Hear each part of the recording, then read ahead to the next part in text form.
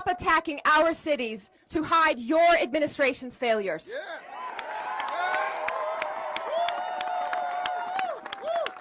Unlike the Trump administration, Boston follows the law. And Boston will not back down from who we are and what we stand for.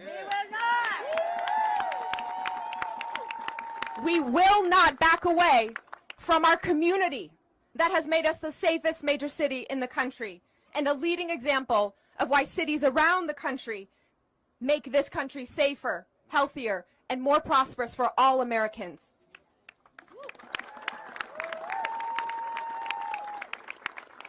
To all the federal officials attacking communities that embody diversity, creativity, and moral clarity, we mayors said this in D.C. nearly 6 months ago, and I'll say it again today. You are wrong on the law, and you are wrong on safety.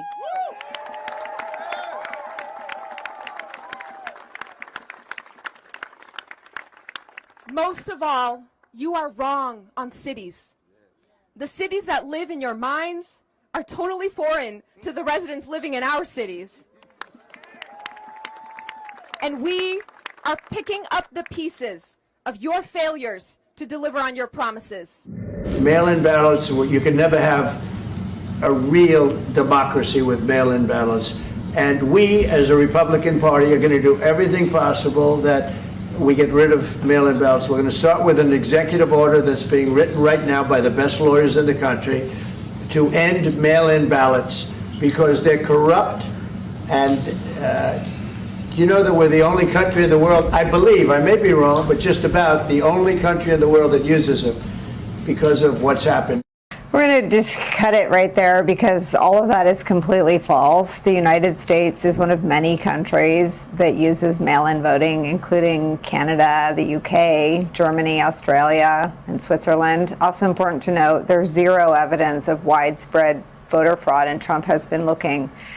But that is how Donald Trump, the current president of the United States, who, as the New York Times reports, has himself voted through mail-in voting, chose to spend his time today in the middle of what we've been talking about, this high-stakes diplomacy, promising an executive order to address one of his longest-standing and most dangerous, unfounded delusions that he didn't actually lose the 2020 presidential election. Another fact check, Trump literally does not have the power to do any of this. According to the Constitution, the power to set the, quote, times, places, and manner, end quote, of elections lies with the states, and only Congress has the ability to override state laws on voting. Last week, Trump said this about Putin. Vladimir Putin said something. He said your election was rigged because you have mail-in voting. Then a few days later, he said this. We got to stop mail-in voting, and the Republicans have to lead the charge. If you have mail-in voting, you're not going to have many Democrats get elected. Trump is taking his marching orders from Putin himself. It's no wonder why Trump called him the boss last Friday. And you know, if he took his orders from the American people, which is supposed to be his whole damn job,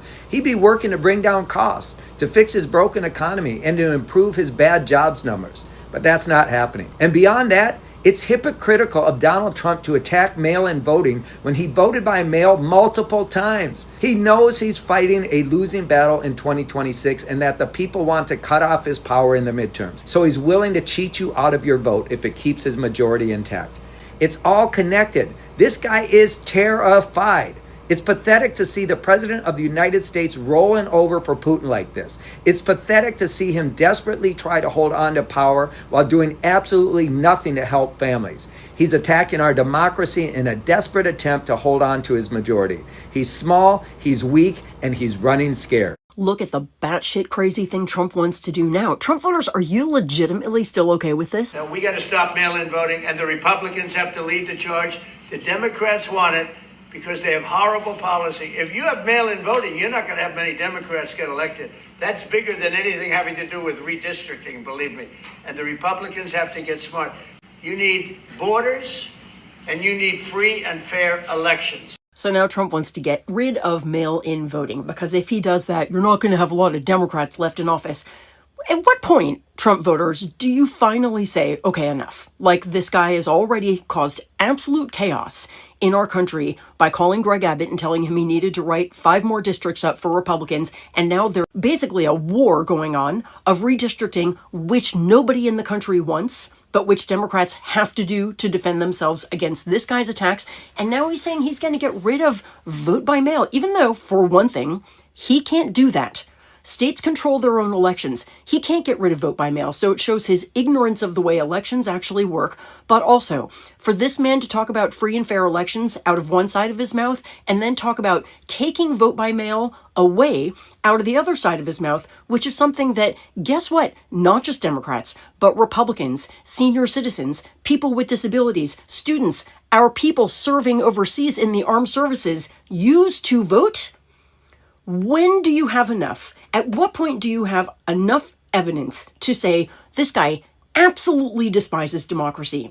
He is hoarding power for himself, and every single thing he does, by the way, is an escalation to distract from the fact that we still haven't gotten to the bottom of what happened with him and Bernstein, as we're now calling him. He's in those files. We need to know why, but he keeps throwing shit at the wall to distract us. He can't take away mail-in voting, but he can erode our trust in our democratic processes and in our systems. Why are we letting him do this? We need to stand together. We need to resist this. This guy is about autocracy, and guess what, y'all? In case you forgot your history lessons, that's what this country was founded upon, was not being ruled by tyrants. That is a tyrant. Thank you. Шановні українці, українки, президент Трамп оголосив про підготовку своєї зустрічі з Путіним на Алясці. Дуже далеко від цієї війни, яка триває на нашій землі, проти нашого народу, яку все одно не закінчити без нас, без України. Путін не вірив в наших людей, тому ухвалив це своє безнадійне рішення спробувати взяти Україну. Це було його головною помилкою – не зважати на українців. Я вірю в наших людей, бо українці сильні, українці захищають своє. Багато хто в світі став на бік України за час війни. Навіть ті, хто з Росією, знають, що вона чинить зло. Звісно, ми не дамо Росії нагород за зроблене. Український народ заслуговує на мир. Але всі партнери мають розуміти, що таке достойний мир. Цю війну треба закінчувати, і Росія має її закінчити. Росія її почала та затягує, не слухаючи ніякі дедлайни. І саме це проблема, а не щось інше. Відповідь на українське територіальне питання є вже в Конституції України. Відступати від цього ніхто не буде і не зможе. Дарувати свою землю окупанту українці не будуть. Україна готова до реальних рішень, які можуть дати мир. Будь-які рішення, які проти нас, будь-які рішення, які без України, вони одночасно і рішення проти миру. Вони нічого не дадуть. Це мертві рішення. Вони ніколи не спрацюють. А нам усім потрібен реальний, живий мир, який люди будуть поважати. Ми готові разом з президентом Трампом, разом з усіма нашими партнерами працювати заради реального і, головне, тривалого миру. Миру, який не розвалиться через бажання Москви. Я дякую всім нашим людям за те, що ми разом. Україна є. Дякую всім нашим воїнам за те, що ми зберегли незалежність. Стійте міцно. Це наша земля. Ми – це Україна. Слава Україні! But we lost our sovereignty. You know, we couldn't decide the clubs we wanted to join. We were able to join the EU only when the Soviet Union collapsed in 1995. And we lost 10% of our territory, including the areas where my grandparents were born and where my father was born. Now, the only reason I'm saying this is that the support that you will see from the Finnish public, and I think from all around this table, is the support of identity and historical experience. Now, my big point is that there seems to be some misunderstanding about what is going on here. Russia obviously started this war, but remember that it started this acquisition of territory and spheres of interest already in 2008 by attacking Georgia, and then in 2014 by annexing the Crimean Peninsula.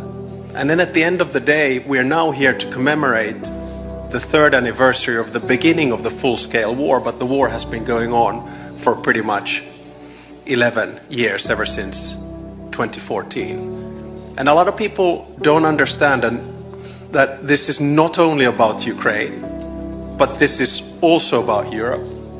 This is also about the United States. This is also about international law. And at the end of the day, it's about the world order. So if we now allow Russia to do what it wants to do, in other words, stop the existence of a Ukrainian state, then it's not only Ukraine that has lost, it's Europe that's lost, it's the West that has lost, and also the United States that has lost. And for those who doubt about this, let me say one thing very clearly. You cannot trust Putin. You cannot make a deal with Putin, because that means basically a deal also with China. I also say that for those who doubt, the only way in which Ukraine is going to fully win this war is that we continue the support that we have given you from the beginning. And I also say that if Russia gets what it wants now, trust me, it's not going to stop with Ukraine. We know that Putin will continue because his mind is one of imperialism and spheres of interest. So self-evidently, Finland will continue to support Ukraine for as long as it takes. We're the 5th biggest donor, GDP per capita. Let me finish off, however, by saying that I think in the past 2 weeks, we've been sort of a little bit lost. A new American administration has come in, and we have heard conflicting messages. I believe that we need to take the initiative back. And by that I mean to say that there needs to be something concrete on the proposal, on the table. So let me propose today something that I've spoken with you about and with many around the table. It's not a peace plan, but it's a sketch of a process. And that process, in my mind, goes very simply in 3 phases. The first phase is before the actual ceasefire. This is the phase when we put maximum pressure on Russia, including sanctions, including using the frozen assets, and of course including continuing the military support for Ukraine. This is also the time when I think European leaders need seriously talk about security arrangements.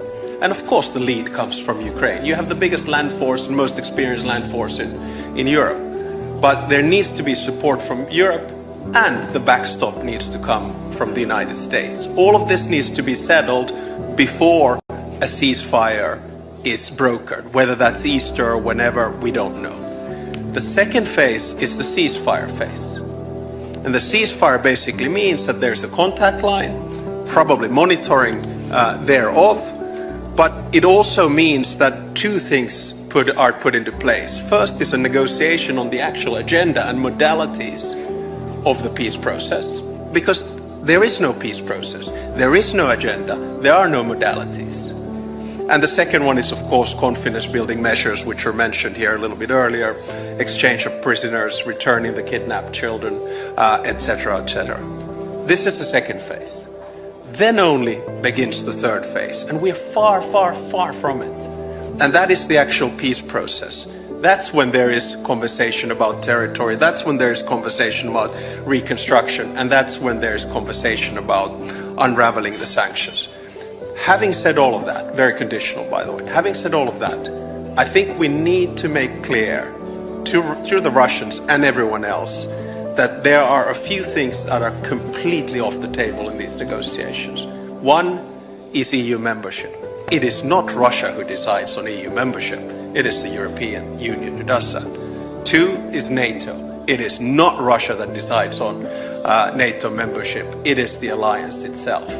3 is Ukrainian defense. It is not Russia that decides on what Ukraine has by its border, when, where, and how. And 4, European security arrangements or order. It's not Russia that decides on that. We already have a European security order and should stick to it. So those are off the table. And let me just finish off, because I do think this is such an important day, and I was watching all the colleagues on Maidan Square and the rest of it. But I do think this is a day when we have to honor the fallen Ukrainian heroes. I also believe that this is a day where we have to face the fact that Putin has lost this war, in a sense that we will see a European Ukraine. We will see eventually Ukraine in NATO. We've seen a unified European Union and hopefully a stronger transatlantic alliance in the long run. And on a day like this, I think it's time to pave the way for a plan for Ukrainian victory. Slava. His flight to Alaska on Friday, President Trump declared that if he did not secure a ceasefire in his talks with Vladimir Putin in Alaska, he was, quote, not going to be happy. Trump said that there would be, quote, severe consequences if a ceasefire was not agreed to. Hours later, Trump got back on Air Force One after the meeting with no ceasefire, but also no consequences. Not only no severe consequences, but no consequences for Putin of any kind. Trump stumbled into that Alaska meeting on a wave of chaos and incompetence. A week and a half before the Anchorage meeting, Trump's real estate friend turned special envoy Steve Witkoff met with Putin yet again for, what is this, like the 5th time? After Witkoff's big happy meeting with Putin, Trump posted that it had been, quote, highly productive and great progress had been made. Trump then called Ukrainian President Volodymyr Zelensky and other European leaders with the good news out of Steve Witkoff's meeting. Apparently, Witkoff reported back that Putin was willing to withdraw his troops from some of Ukraine. Wow. Are you sure, Steve? Did you definitely get that exactly right? Did you get it in writing? Did you get it in English? According to the German tabloid Bild, Steve Witkoff, however he got that information, he got it backwards. He, quote, misinterpreted. Putin was not offering to withdraw Russia's troops from Ukraine. He was demanding that Ukraine withdraw their troops from their own country and give it to him. Witkoff reversed himself in his explanation in a call with European officials the next day. He finally cleared it up, I think, on yet another call the day after that. Oops. Why does Steve Witkoff meet with Putin all the time again? What are those conversations for? The chaos continued at the Alaska summit. On Saturday, NPR reported that some random person found these documents sitting on a public printer at a hotel in Anchorage. These are apparently made by U.S. diplomatic staff. They include the exact movements of multiple officials, including the president, non-public information, the phone numbers of government employees, lots of plans for the luncheon to be held in honor of His Excellency Vladimir Putin. To give you a sense of how Russia felt about how well the Alaska summit went for them, the Russian state media outlet RT released this video today, purportedly showing an armored vehicle driven by Russian troops flying 2 flags, one Russian, one American, as in Russia is now making war against Ukraine using the power of the United States of America. Russian state media has been gloating about the Alaska meeting ever since it was announced, particularly about Trump greeting Putin at the airport in Alaska with a literal red carpet. Trump met with Ukrainian President Volodymyr Zelensky and a host of European leaders at the White House. And while Trump in Alaska gave Putin like weird little claps of excitement as Putin walked toward him, and he gave him a big handshake and a big personal greeting in Alaska, today at the White House, Trump sent a White House staff member. He sent a White House protocol chief outside to greet the European leaders who traveled in support of Zelensky, because one of them is Vladimir Putin and the other ones are supposedly our allies. That's how the Trump administration has been handling this ongoing, disastrous international crisis. Trump has obviously proclaimed this new series of White House meetings to have been a success. Given what we have seen so far, who knows what to expect over the next couple of days. Wake up, America. Wake up. You will not have a country if he rigs this election. You will have a president who will be running for a 3rd term. Mark my word. I wasn't exaggerating when I said that I received in the mail a Trump 2028 hat from one of his biggest supporters. These guys are not screwing around. The rules do not apply to him. The most corrupt president in history. He doesn't believe in free enterprise, crony capitalism. He is wrecking this country, wrecking the economy. He's a lawless president. Wake up, America. Wake up to what's going on. I'm a Trump supporter, and I'm going to tell you this right now. If this is the verdict, there's no Epstein client list, then all of us that have installed Bongino and Cash Patel, the whole Trump administration, period, all they talked about was transparency. If we don't get accountability for the thousands of victims that were abused, who knows what type of crimes we're talking, then I'm jumping ship. And all of you should as well. We the people control this narrative. All right? So all I'm saying is that from Russian collusion to the impeachments to tax fraud cases, you name it, they threw everything but the kitchen sink at Trump. I've always said that, even dating back to COVID, that this was all about protecting those from death sentences. We need to make a stand. Because like Representative Henny Morales in Collin County, I am here today to tear up my permission slip. Because like Representative Henny Morales said, we're correcting course today. And this should be a wake-up call for everybody. Because this is how easy you could give up your rights. This is how easy the legal system could get turned on you. Because if they can do it to us, they can do it to anybody. Let me tell you something about my friend and colleague, Representative Nicole Collier. Her courageousness is contagious. You saw how many people stood in solidarity with her all through the night. She has so many history makers calling her and telling her they are in the room with her. People like Vice President Kamala Harris. Texas Democrats, that is not a verb. That's an adjective. Because you know what a Texas Democrat does? We stand up to bullies. You know what Texas Democrats do? We pass voting rights acts and civil rights acts. We want to draw fair maps and have fair representation for fair wages, right? Because we know that redistricting should be about representation and not manipulation.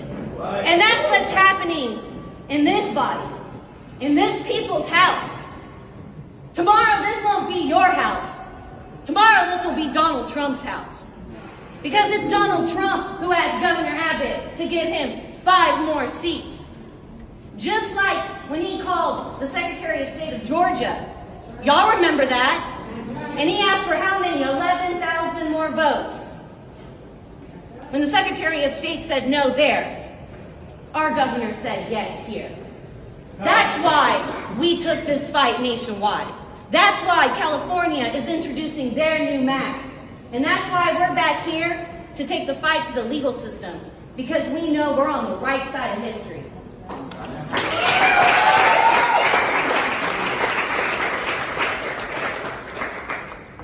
John Lewis, when he crossed the Edmund Paris Bridge, he said, I am smiling in my mugshot because I know I'm on the right side of history. Then he said something else. He said, you too must find a way to get in the way. Collier got in the way. And today, a lot of her colleagues are joining her. Who's ready to tear up this slip?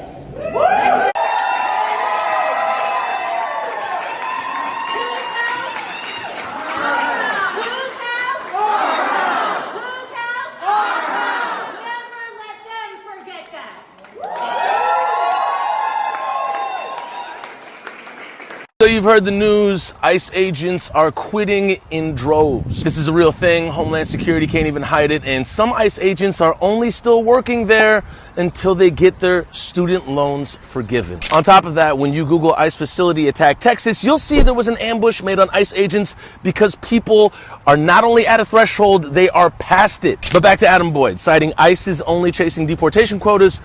When did that become apparent to you, Adam? Was it when Kristi Noem set the quota at 3,000 deportations a day? Was it when ICE began pulling up to people while getting surgery to deport them? Was it when ICE began deporting people with no criminal record? Or was it when ICE began arresting people people at their check-in for their green card. Officers and agents have spent much of the past 5 months clocking weekends and waking up at 4 a.m. for pre-dawn raids. Their top leaders have been ousted or demoted, and their supervisors themselves under threat of being fired or pressuring them to make more and more arrests to meet quotas set by Trump and advisor Stephen Miller. Sad day. But we may be entirely missing the point that their ICE agents' conditions were perceivably comfortable up until now, but once the public began calling them out as cowards with masks for fear they'd be doxxed and experience the modicum of the treatment they doled out, now they're uncomfortable. Now they're uncomfortable. They were comfortable treating people like this. They were comfortable breaking up families. They were comfortable doing all the horrible things that they were doing up until now when they were pointed out for doing it. Now we're finding out who is behind the masks of the ICE agents are just a bunch of county correctional officers who have been deputized. And apparently, according to Adam Boyd, people who want loan forgiveness. Think about that. Would you be willing to break up families, do all these horrible things so your student loans could be forgiven? Something very serious is happening within the government, and almost no one is talking about it. In the last 72 hours, high-ranking U.S. Army officers have reportedly refused to comply with orders from the White House. According to Pentagon experts, these orders involve domestic surveillance operations and military deployments in Democratic states. An active-duty general speaking on condition of anonymity said, "We were not trained to serve a man. We swore to defend the Constitution, not a president with authoritarian tendencies." This is the first time in decades that such a direct and defiant tone has been heard from within the armed forces. The tension is real and increasingly clear. Sources close to the situation say Trump demanded immediate and loyal responses from certain sectors of the military, but has not received them. Some officers have handed over removal letters or demanded written legal guarantees, something practically unheard of in peacetime. The mood behind the scenes is one of turmoil. Career service members with decades of service are saying, "We will not use the military as a political weapon." This is no longer speculation. It's the system itself reacting to a president who day after day tests the limits of power. We learned that Donald Trump interrupted his meeting with Zelensky and European leaders to go to another room and talk on the phone to Vladimir Putin. If you think that this isn't a carefully concocted bit of theater to show where Trump's loyalty really is, to show the level of control that Donald Trump has ceded to Vladimir Putin and the subservience of the American president to his counterpart in Russia, hard to think of a more emblematic and representative moment of that than this. This morning, Fox hosts asked Trump, "How did everybody react when all of a sudden you're on the phone with Putin during this meeting?" And Trump goes, "Oh, I didn't want to disrespect Putin, so I stepped out for the phone call." Listen to this. During the meeting yesterday, when you decided to call Vladimir Putin, what was the reaction among the other people in the room, and what was President Putin's reaction to like being brought into a phone call in the middle of your meeting? Well, I think they expected it. I didn't do it in front of them. I thought that would be disrespectful to President Putin. I wouldn't do that because they have not had the warmest relations, and actually President Putin wouldn't talk to people from Europe. I mean, that was part of the problem. They had no communication. They had no communication with the White House for years as people died. Years with Biden and his people. No communication. Putin told me years. It was years that he didn't speak to anybody from the White House, and it was a long time that he didn't speak to anybody from Europe. No, it's a fractured relationship. And when I came in, I always had, despite the Russia hoax, which truly was a very dangerous thing for our country, but despite that, I maintained a very good relationship. I mean, you saw that when he got off his plane, I got off my plane. There's a warmth there that you can't, there's a decent feeling. And it's a good thing, not a bad thing. People would say, "Oh, that's such a terrible thing." It's not a terrible thing. You know what? We've got the most nuclear weapons in the world and the most powerful. He's got second. So can you describe for us how that happened? Did you just announce that you were going to go into the other room to make the phone call, and then you got up and left and then came back? I think they sort of knew I was, at the end of the meeting, I was going to call President Putin, and President Putin expected it, and he was there. Now, by the time I called him, it was 1 o'clock in the morning in Russia. Russia's a big place. They have 11 time zones, I believe. Yeah, Putin's working so hard, huh? 9 or 11, but I think it's 11. But think Mr. of it, President, 11 time zones. That's a lot of time zones. So it was late. It was like 1 o'clock in the morning, but he picked it up very happily. Sure, he works very hard, like we all. I was joking, but Trump, he's working so hard. He got on the phone with me at 1 a.m. Russia time. It's time for the Trucker John Livestream. Gonna be a good time. Oh yeah. The Trucker John Livestream. Come along for a good time. It's a good time, good time, good time, good time. Trucker John Livestream. It's gonna be a good time.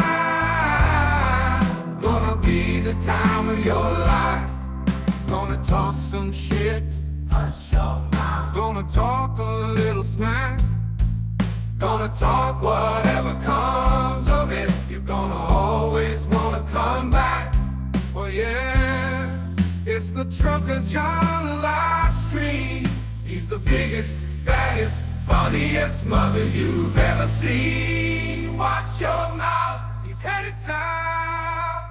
Not even sure what that means, but if it's one thing I know, the Trucker John Livestream is the best thing you've ever seen.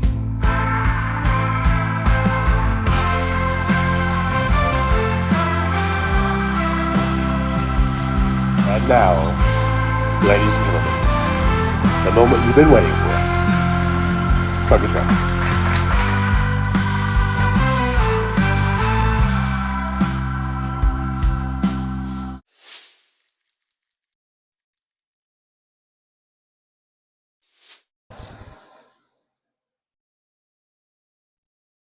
All right. I know. That took forever. Test. I did find my little windscreen thing. It was right here,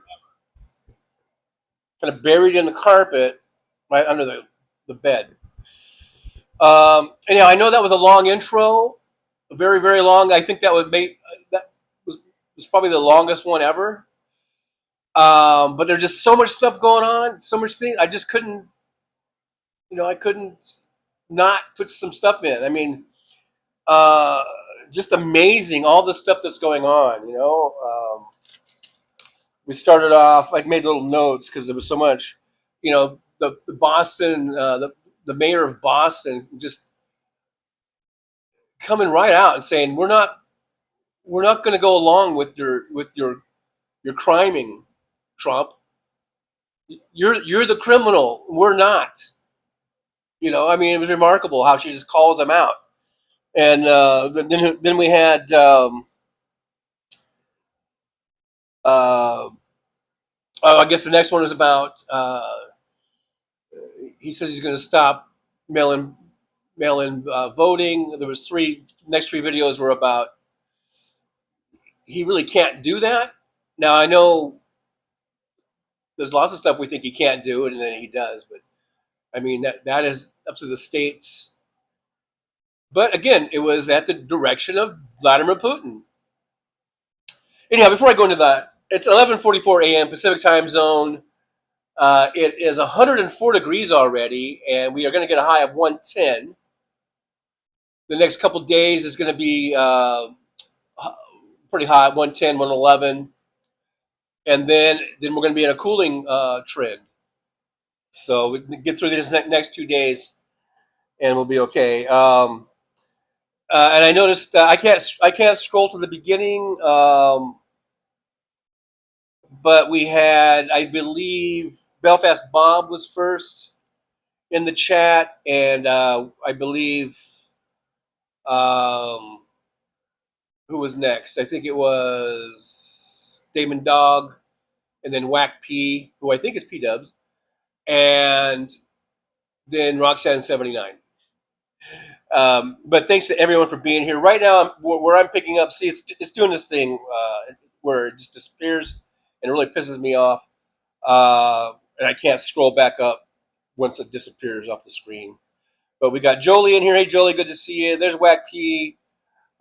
Nick Rich is here, like number 19. We got 40 watching, 34 thumbs up. So unfortunately, we are acting like Republicans right now, and we're operating at a deficit. So we need to remedy that situation and hit that thumbs up button. Robinson79 is here, saying hello. Chris Doug is here. Says want to do away with mail-in ballots and extend it election 3 days and make it a national paid holiday. And even then, I don't want to do away with mail-in ballots. Mail-in ballots, I've been doing that for over 20 years now, whether it was at the time absentee, because I was a truck driver on the road, so I was able to vote absentee. Then later on, it just became more and more where states are going to mail-in ballots. But I do understand your point. I do think, I don't know if we need a 3 day. But yeah, you're saying like in order to tabulate all the votes, we need 3 days. But yeah, I hope that it doesn't go away. I'm pretty confident that in the blue states, it's not going to go away. The purple states is probably not going to go away. And even the red states, even if they don't want to admit it, but it is, Republicans like voting in the mail too, just sending it in. It's so convenient. And Donald Trump has utilized mail-in balloting. He's always saying that because Putin told him to say it, and Putin wants to disrupt in any way he can. He's always thinking of how can he disrupt our voting system, whether it's through cyber cyber sabotage or whatever, whether it's through just walking Donald Trump around, like the little puppet that he is. And I'm really aggravated with my chat. Not you guys, but with the function here where it just keeps disappearing. Where I'm going to read something and it just disappears, and then I can't scroll back to it. I don't know why it's doing that. Some days it does that, and some days it doesn't. I don't know why. So anyhow, I've missed a lot of the chat. But yeah, anyhow, I hope you guys like those clips. Just touched on a lot of different things, Zelensky. Now, I thought I cropped it right. I think I may have cropped out the subtitles for Zelensky. Basically, what he was saying is, we are not giving up. This is our land. This is our country, and we're going to fight for it to the last man. That's basically what he was saying. And I'm still pissed off at my iPad right now. And then the president of Finland, that one was a little long. I maybe could have cut it down a little bit, but I think it was really important. Here you have Finland, who has hundreds and hundreds of miles of border with Russia. So they're very much involved in this. They're very concerned. And he laid it all out, too, of what needs to happen as far as peace talks and not to trust Putin.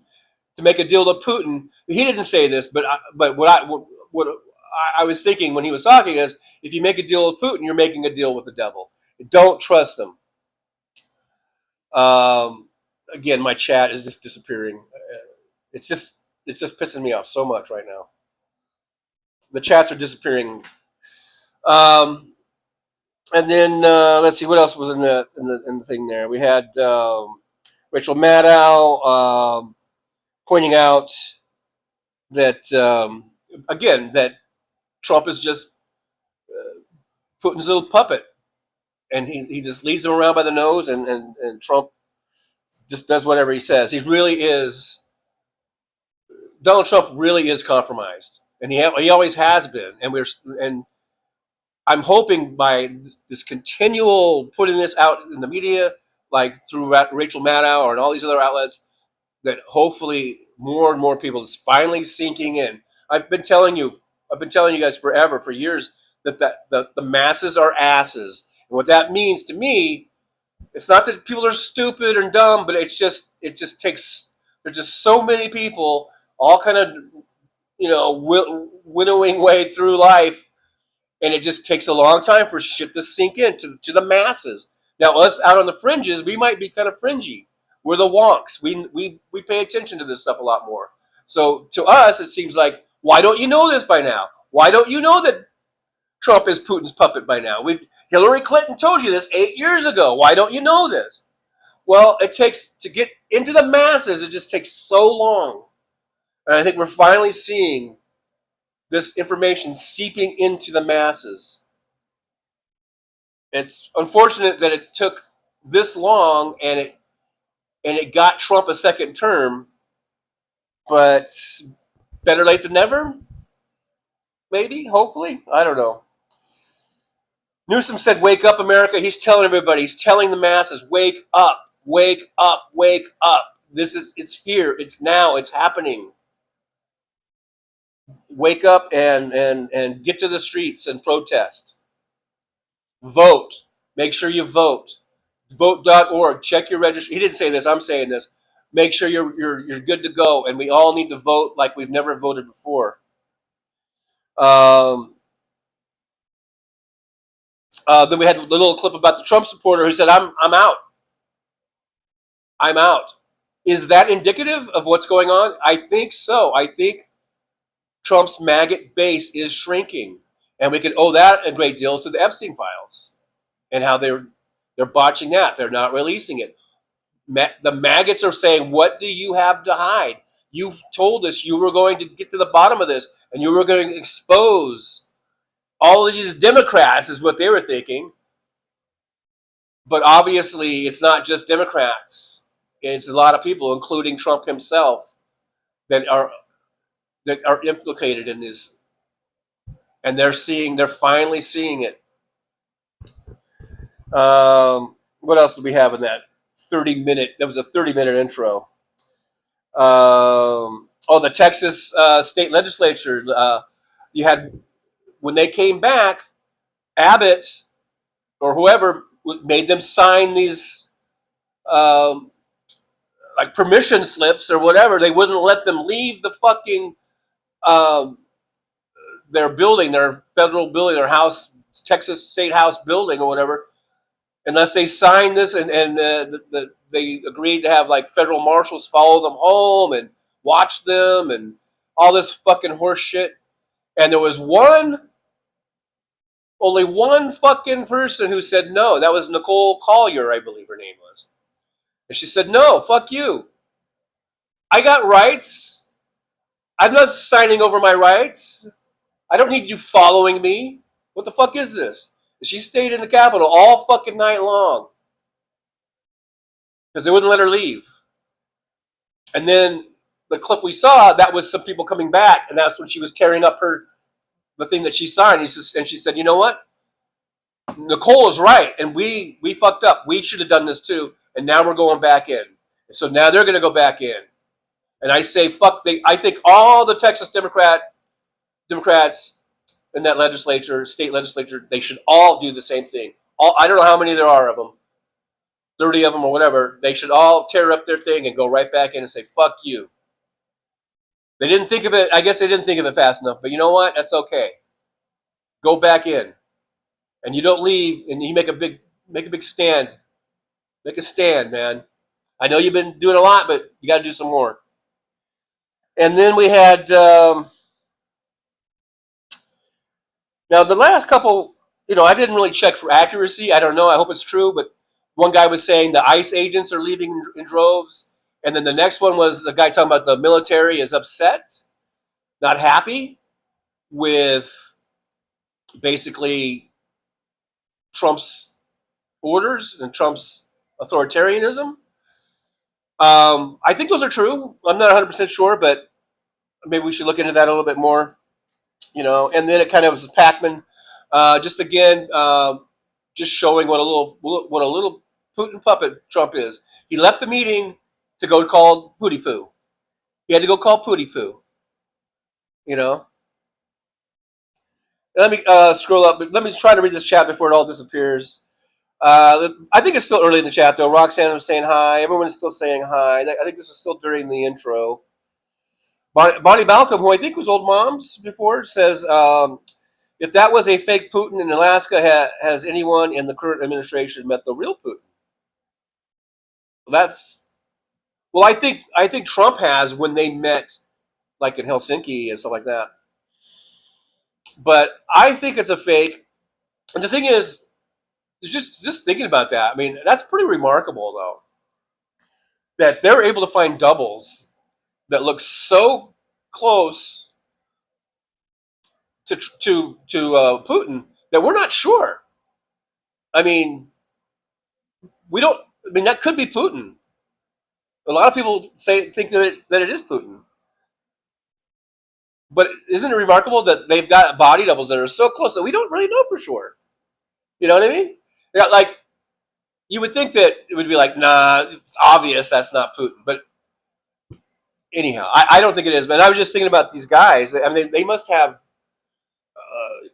teams of people just always scouring, the lands, the country of Russia, and just grabbing anybody who looks like Putin, like a Putin double.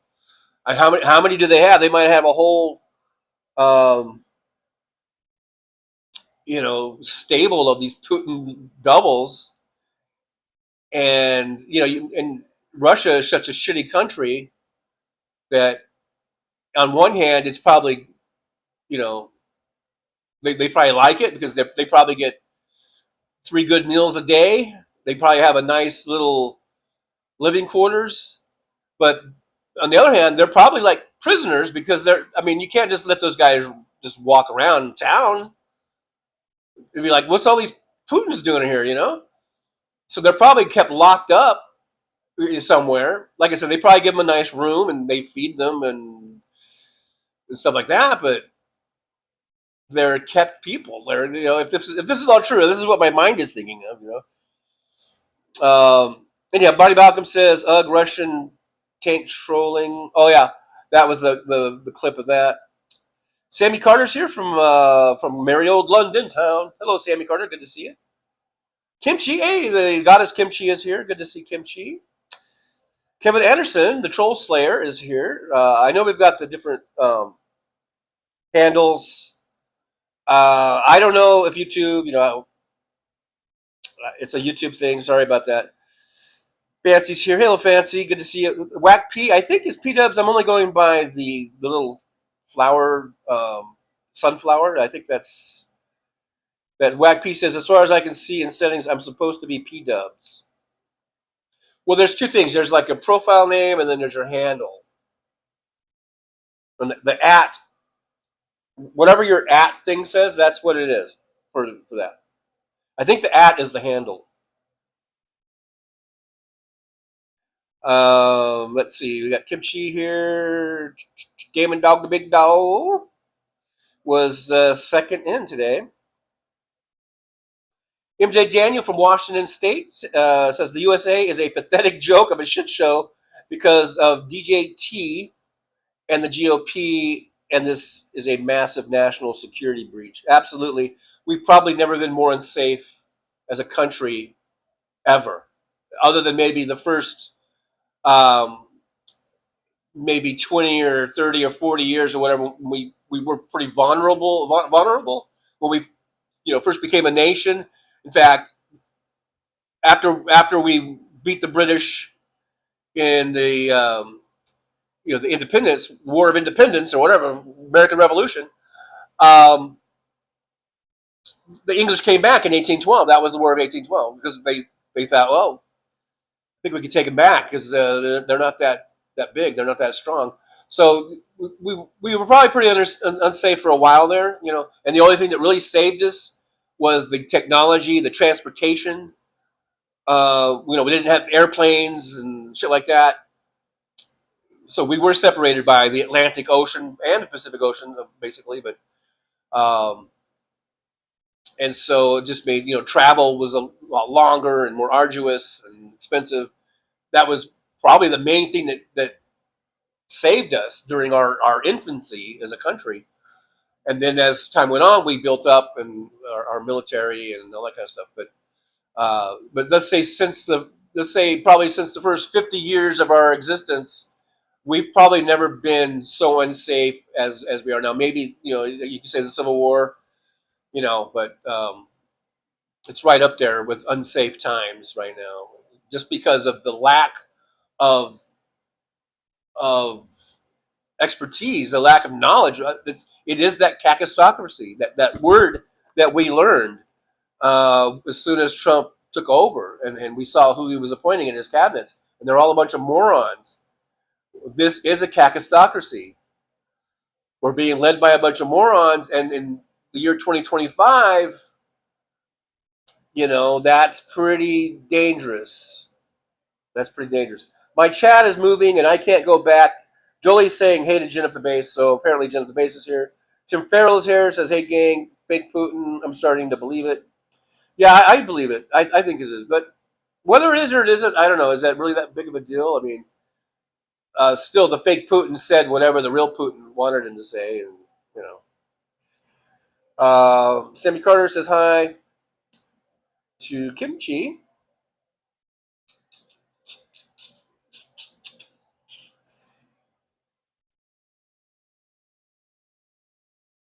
And Moore says, has anyone noticed how silent Elon Musk has been? Is he even in the U.S.? I don't know, but his company, Tesla, his stocks were tanking, and I think they lost, I don't know, the company lost, I don't know if it was $1 billion, but it was hundreds of millions of dollars. And maybe he's like, maybe I should stay out of the limelight for a while and try to not lose my company. I don't know.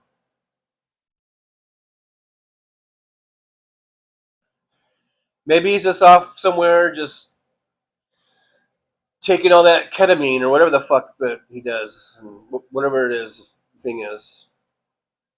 You know what I mean? Fancy says, I hear Elon and Vance are teaming up. Great.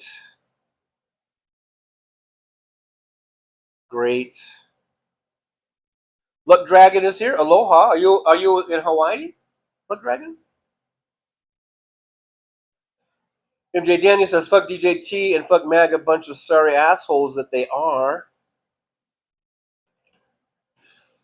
Bonnie Balcom says, I'm still amazed how stupid MAGA nuts are. The MAGA nuts.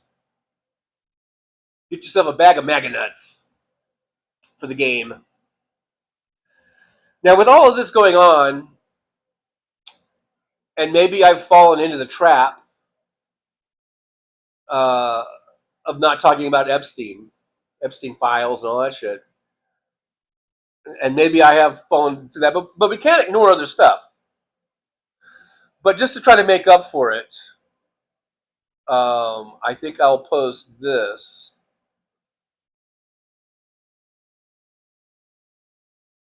All right. It says, post this everywhere, every day. Epstein survivors will be having press conferences on September 3rd. Details in the link. I guess there was a link. I don't know. The news conference is scheduled to take place at House Triangle in Washington, D.C. at 10:30 a.m. Eastern Time on September. Spread the word. And then there's www.newsweek.com, blah, blah, blah, new Jeffrey Epstein. So I'm trying to make up for it. We'll post that up, and let's keep that in mind, and keep that, we're not going to let the Epstein files and Epstein shit go away. All right? I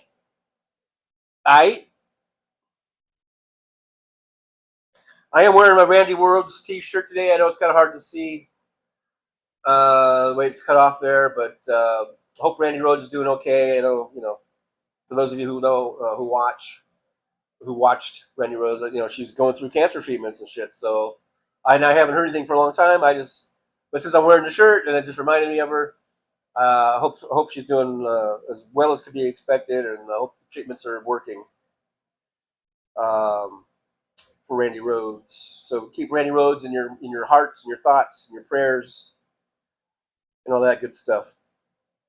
Jen at the base is there. Like I said, I probably didn't see you first coming in, Jen, but welcome to the chat room. Kimchi 1132. Gee, I'm only about 33 minutes behind. And more, that's why we need an interpreter at these summits. Damon Dog, not 100%, but yeah, okay. Yeah, Damon Dog was having some problems with medication, I think I saw earlier. Whack P says, I wondered how long it would take for the Dems to stand with her. Are you talking about the Texas legislator? Well, at least that group of women, I think there was 4 or 5. So she's got at least 4 or 5 that are going to go back in with her. I think the whole coalition should go in. The whole Democratic coalition should go in there. MJ Daniel, they can and will. Does the average Farmer Joe MAGA really think this will not come to their door eventually? Yeah, that's the fuck around to find out. A lot of them are finding out already.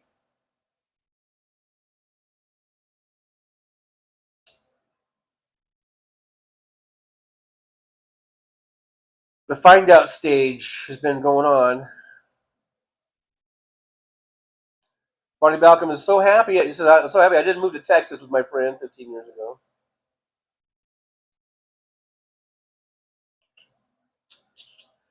You know, Texas wouldn't be so bad if they didn't have the gerrymandering. It would be at least. It is a purple state, and it would be. It would be represented like that if it wasn't for the gerrymandering. There would be more Democrats in their state legislature for sure. Paul Sharky Manions here, otherwise known as Sharky 1962 K5B, well dash K5B, says, "Hello, TJ and truckers. How much evidence do the American people need to realize what a cunt, as they say in England, a cunt? It's actually like a term of infection, a term of affection in England. Realize what a cunt they voted for. Like I said, I think we're in the find out stage. A lot of people are finding out. It's just too bad it had to come to all this for them to find out. But MJ Daniel says the people that elected Ann Richards need to take back Texas. I'm not sure how many of those are still around, but I guess there's still quite a few that are alive and kicking. Kind of skipping down a little bit. Fancy says the pre-show has gotten longer. That was a really long one, and I apologize for the length of it, but it was. I don't know, man. Those were good clips, and Alton Gillespie, great video. I hope that I hope those clips are bringing valuable information out in my little way. My 40 people watching. And maybe that will grow, and maybe that people will share that, and just the algorithm will pick it up, and it won't just be like my show, but then other creators will see the stuff in the algorithm and expound on it, because we need to get the word out. We can't just let this stuff just go unnoticed, I'm skipping down. I'm 30 minutes behind, so I'm going to skip down a little bit.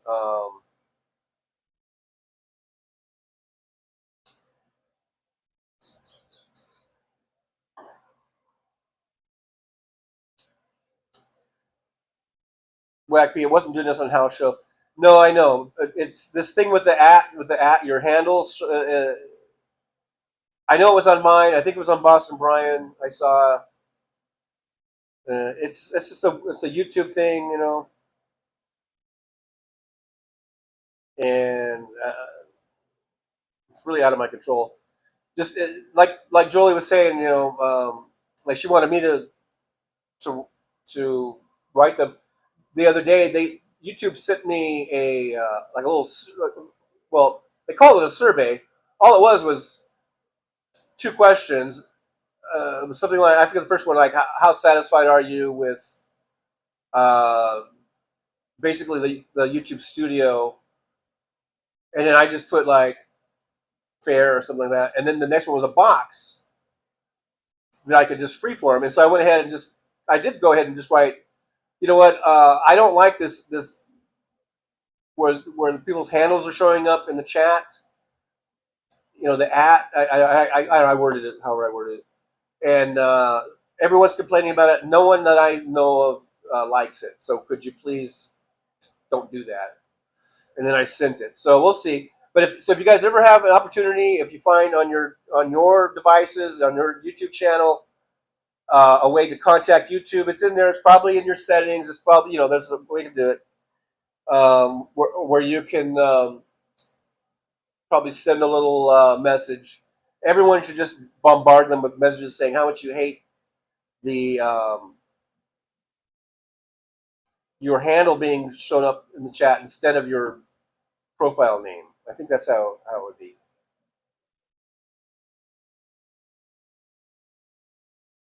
I think that's how it goes. Now, earlier today, I was, how I'm always worried about getting the door knock during the show. I was worried we might get a door knock but today, I got a notice yesterday because I had complained about the bugs in here, and so I got a notice saying that the pest control guy would be here today between 9 and 5. Unfortunately, they got here like 10 after 9, and he sprayed, and so he was out of here way before the show started. But I did, so I got sprayed, and we'll see if that will. Hopefully that will work. It usually takes 2 or 3 times for them to come to really do it. So, and he said that, because I said, so how soon can you come back? And he said give it a couple weeks, and if you're still seeing bugs, then contact the office, and then they'll schedule another one. So I think I'm probably going to have them come out like 2 or 3 more, or at least 2 more times. And that does seem to really keep the bugs away for quite a while. But then they always eventually come back. But it will keep them out for 6 months probably. Okay, there's the thumbs up. So I'm just now where when the intro ended. So that's how far back I am. I'm going to skip along a little bit, guys. I don't like being 30 minutes behind because it must be weird for you guys. I don't know, hearing me talk about stuff that you guys were talking about 30 minutes ago. Whack P says, Trucker John, yes, I'm P Dubs. Thanks for subbing to my stream and visiting us. You're welcome, P Dubs.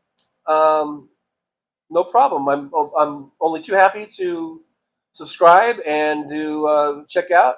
If I'm not doing, if I'm home and your show comes on, I'll check it out and hang out with you for a little bit.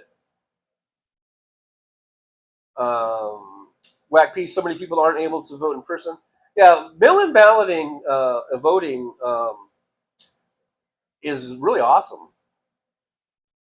And that's why Trump doesn't like it, because it's awesome.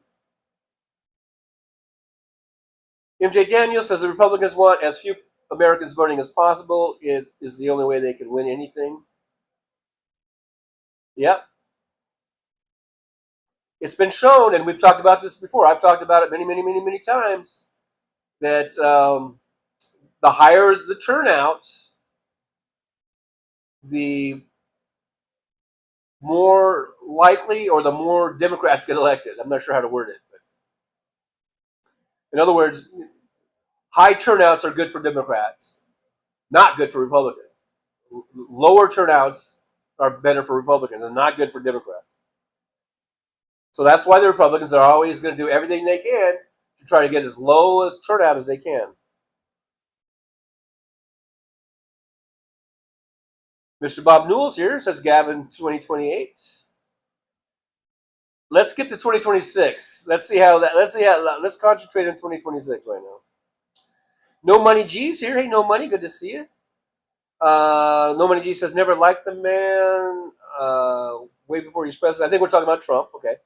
Way before he was president, I knew he was a scumbag loser. All the contractors he stiffed, and some deleted themselves from losing their companies, or before losing their companies.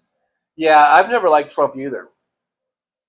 I remember when the Apprentice was first coming on, before it ever even aired, and they were doing promos on NBC, and it was all the big mystery. Like there was like a private. I think they were on an airport or a tarmac. There's a private jet, and then this limo pulls up, and it's all the windows are all darkly tinted,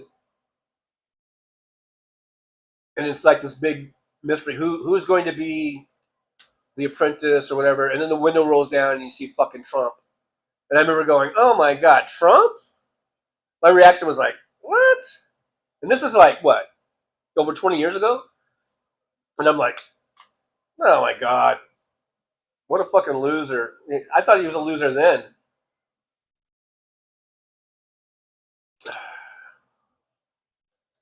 And so I never really watched the show. I remember watching clips. I think Talk Soup would show a lot of the clips, and stuff. I think that's mainly how I watched the show, was just through Talk Soup.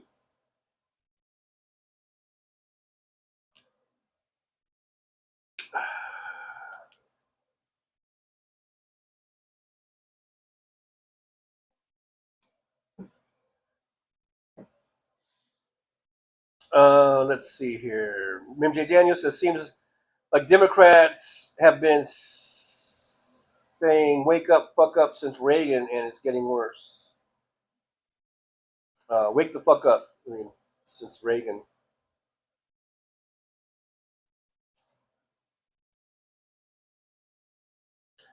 Barney Balcom says the Gavin Newsom memes are crazy.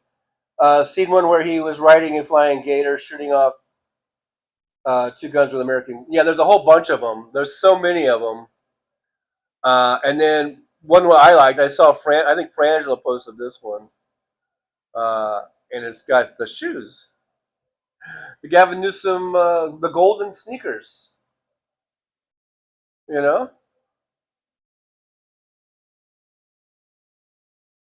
What have I done? Why would it do that? Why would it do that?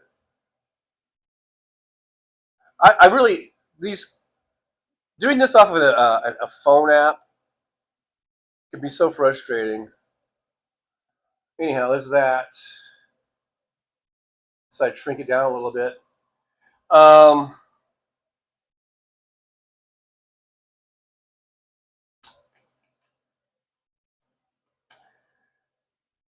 Yeah, the memes are hitting from every angle,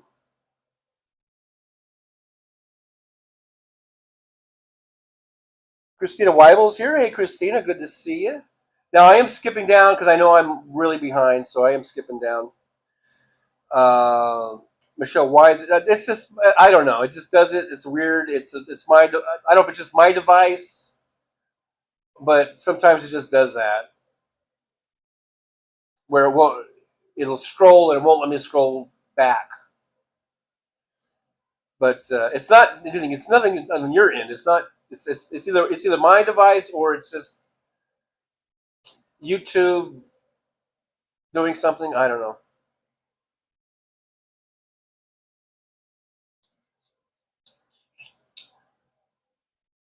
Whack P Dub says Trump wouldn't know if it was a double. I don't think he did. I don't know if at some point maybe he figured it out, but certainly when he was wagging his little tail when Putin or the Putin double was walking towards him, I don't think he had any idea. Nick Rich, plastic surgery can do miracles. That's true. I mean, they probably just can find people that have a basic, height and weight and build, and a basic, kind of facial structure or whatever, and then then plastic.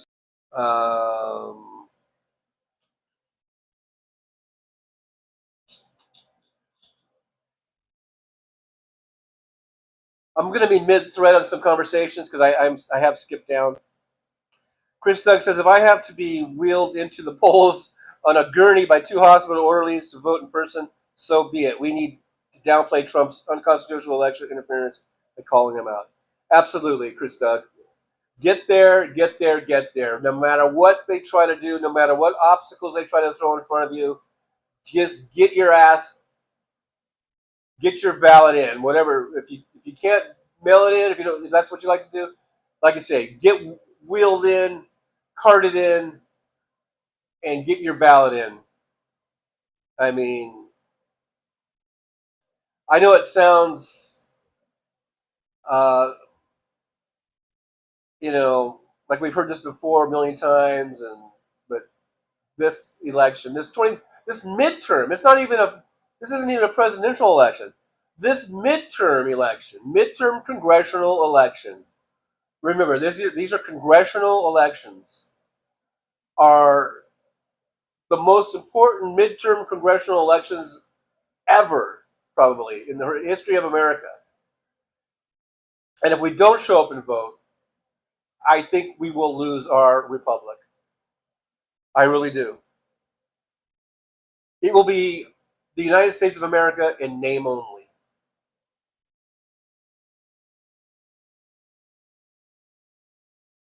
So, yeah, make sure you vote no matter what they try to do. Sandy Foltz is here, TJ. I had sent something to your email. Yeah, I saw that. You were doing a live and you were going to make, was it chocolate cream pie? I didn't watch the whole thing, I'll admit, but I saw you in there making some pie, I think. David Dog, I love Tesla. I love Tesla. Fucking Trump, man. Christina Weiler says, Mega Mike Johnson hasn't made an appearance since July. And, as I mentioned, I think yesterday, he has been, I think, charged or something on campaign finance violations. They're alleging that he spent campaign funds to pay for fucking rent. What is that all about? Nick Rich 1203. So now I'm a little more, I guess, a little more, I don't know, handable. Where I'm about 19 minutes behind. That's better than being 33 minutes or whatever. God damn it. Now what did I do? I did something. I did something to the chat. Oh, Sandy got a new dryer and washer today. Awesome. That's pretty awesome.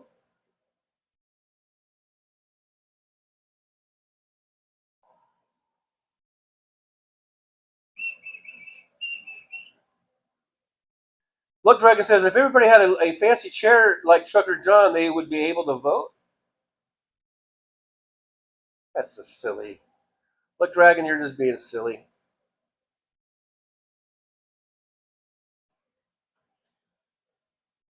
Alton Gillespie says, we saw the subtitles finally. Okay, good. That was when Zelensky was talking. And just on my phone, I was watching on my phone, and it looked like it was, I could just barely see the top of it, of the subtitle. So I'm glad you guys could see it okay. If you were following along, you know.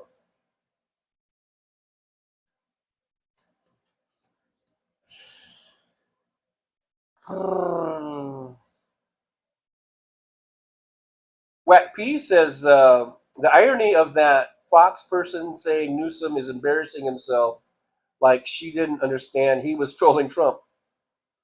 Yeah, it's so funny how the double standards, right? If Trump does it, it's fine and dandy. He's being a boss. Trump's being a boss. But when Newsom does it, now they say it's embarrassing and stuff. I mean, the double standards never stop with these assholes.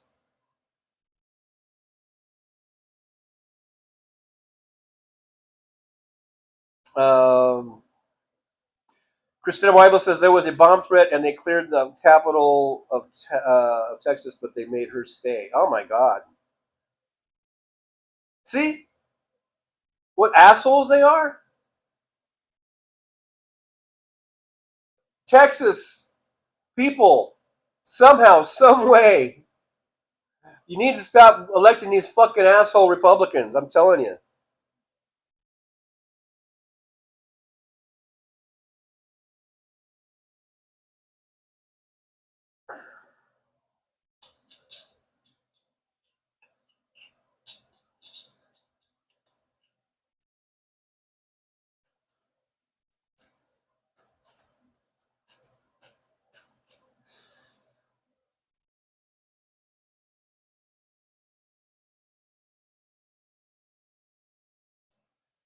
I'm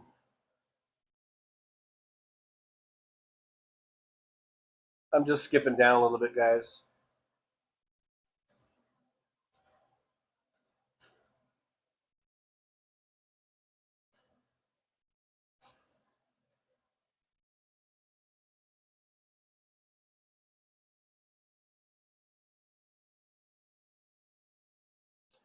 John Glad, I'm glad you were here, although you're leaving.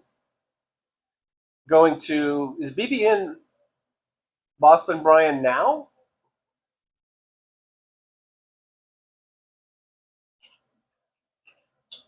Nick Rich 1203.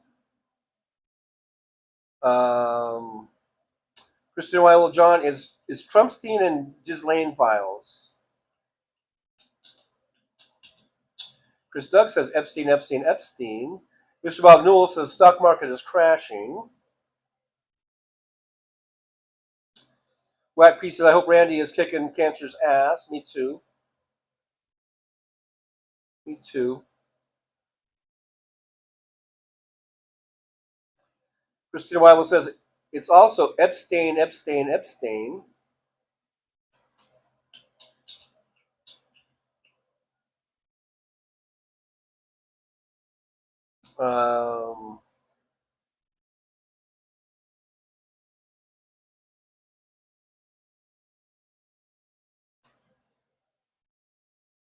Mr. Spock is here. Live long and prosper. Mr. Spock says, howdy everyone. I am in for a break from trimming weed. It's endless. Now, are you trimming weed like marijuana weed, or are you trimming? Well, I guess you wouldn't trim weeds. You would pull weeds. Okay, it's pot. We're talking pot. Christina Weiler says, I took a picture with my phone. John shared it on Facebook. Oh, is it about this thing here? The posted everywhere thing? Maybe? Michelle says we need a major Ojeda to win in North Carolina. Absolutely, 100%. I guess, was Ojeda on BB in today?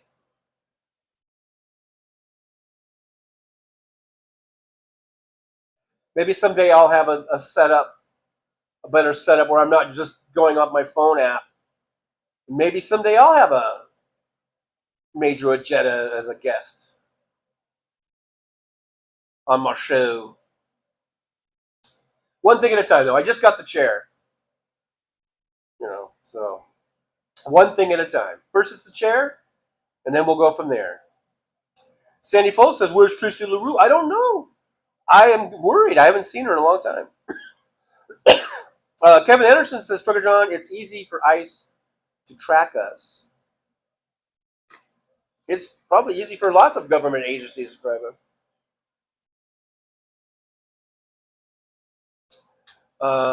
Damon Dog says, I saw Brooklyn the other day. She says she's been busy. Busy. Busy.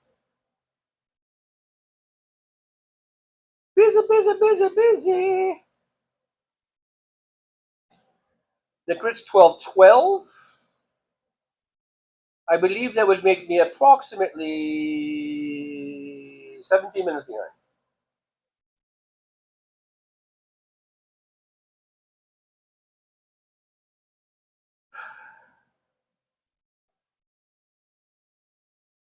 Whack P says a lot of people didn't vote last time and it really screwed us up. Yep, it totally screwed us.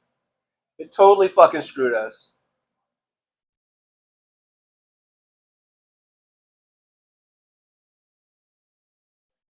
And I wonder, okay, look.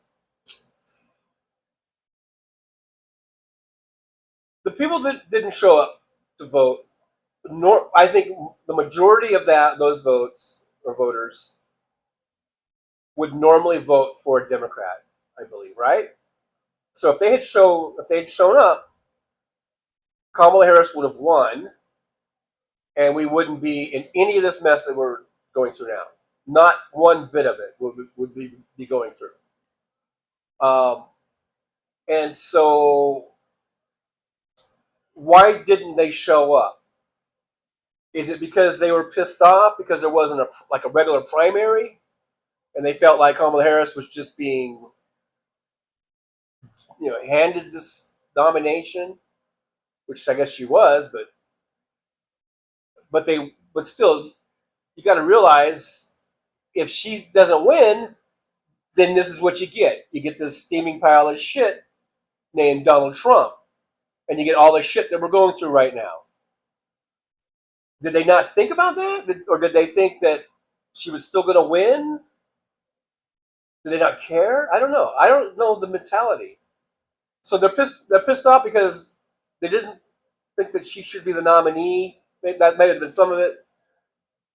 Apparently, do we have a certain amount of Democratic voters that are still so misogynistic that they couldn't vote for a woman? Even though Donald Trump is infinitely worse than anyone? Do we still have Democratic voters that can't vote for a person of color? Now, they voted for Obama, so I don't really know if it was the color thing. I think it was the woman thing, and I think it was the not having the primary for her thing. And then maybe a large enough people that didn't like her responses to Gaza. But in any case, no matter what the reason was, how could you think that the possibility of this steaming pile of shit called Donald Trump was going to somehow be better in whatever your cause was, whether it was Gaza or whether it is, you don't think a woman should be president. I mean, that's the mind blower. How could anyone think that Trump would have been better? And we're seeing the proof right now. The proof is in the pudding, and we're seeing it is not better. Trump was not better. If Kamala Harris had won, we would not be seeing inflation going up. We wouldn't see unemployment going up. We wouldn't see job creation tanking. We wouldn't see people being plucked from the streets and having their due process taken away from them. We wouldn't see any of this shit. None of this shit would be going on. So I don't really understand the mentality of not voting because Kamala Harris didn't pass your purity test. So I'm not going to vote. And by now, we should always know that these elections are always close. Even if it looks like, like Biden won pretty handily, but still, it could have gone either way if just a certain amount of voters hadn't shown up. Now, fortunately, a lot of people showed up. So you can't take anything for granted. Maybe people took it for granted. Oh, Kamala Harris has it. So I really don't understand the mentality though of not voting. Even if you think your candidate or whatever has it in the bag, well, I don't know why you wouldn't vote. It's perplexing. It really is perplexing. And now because people didn't want to vote for whatever reason, now we got to deal with all this fucking shit. And even if we take back the House, and even if we win the presidency in 2028, just think of all the years that we are spending, all the years and the money and the energy that we're spending on having to fucking weed out, talking about weeds and weeding, all that energy and time and to get this motherfucker out, and then to fix all the damage, which I think we can fix, but now we're just, it's more time behind. The Republicans have already set us back decades when it comes to so many things, when it comes to the environment, and when it comes to health care, when it comes to civil rights and equal rights. They've taken us back. They've reversed things. They've reversed voting rights acts and stuff like that. They took away fucking Roe v. Wade. We can get all that stuff back, but it's just going to take time and money and energy, and just setting us back more and more decades back. And that's the sad part about it. That's the sad thing. We're going to eventually get these things back, and we're going to get back in power, and we're going to get things going back to the way they should be. But it's just, in doing that, it retards us. And I don't mean it like in the bad way. I don't mean it like the way you're not supposed to say. I mean it like it retards us in that it restricts us or from progressing. You know, and that's the most sad, horrible thing about all of this. Well, there's other things I guess that are more horrible, but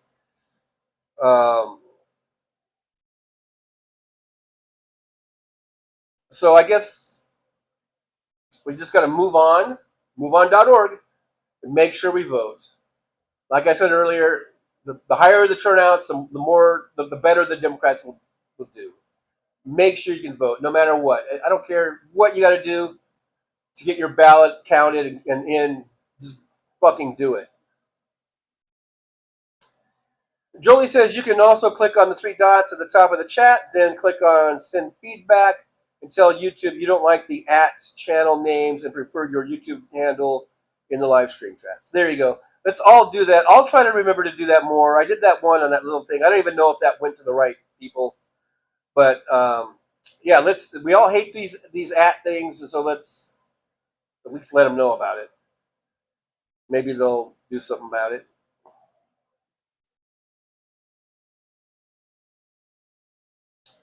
Roxanne79 says, golden sneakers.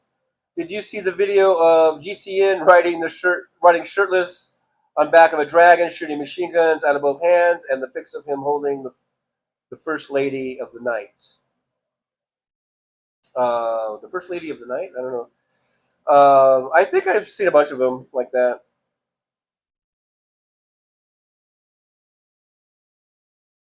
Nick Rich, perhaps emojis could catch John's attention and he won't. Why? Is my audio down or what? What am I missing? Can you guys hear me? Let me turn my volume up. Make sure you can hear me. Test, test, test. Yeah, you can hear me. Okay. That's my biggest fear is I talked for half an hour and my audio wasn't working. And then you miss all the beautiful things I have to say. David Dog says, thanks, Jolie. I sent feedback and ended it with thank you for your attention in this matter. That's pretty funny. Jolie says, everyone needs to do this. They don't care if just one person does it at Kevin Anderson and do it on every stream that has the @names. Nick Rich, TJ, don't touch shut. I don't know what that's about. Or don't touch stuff. Oh, that was when I was doing the thing with the sneakers. Yeah. Sandy Fold says, TJ, you need to contact your YouTube and tell them you're having trouble with your chats. Okay, we already talked about that.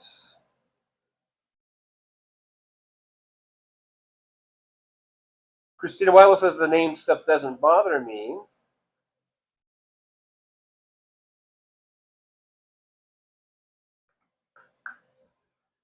Yeah, Damon Dog says, I found it. Click notifications and the 3 dots show up.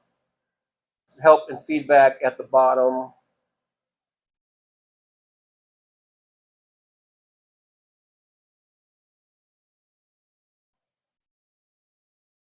MJ Daniel, the Republicans are the party of Pontius Pilate.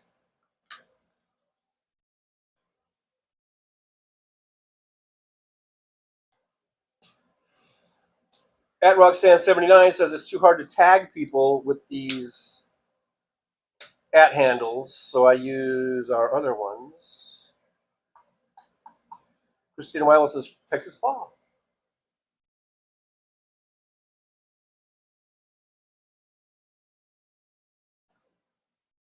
I am a kind of mid-thread. I don't know. So sometimes I read something and I'm like, why does someone just say Texas Paul all of a sudden?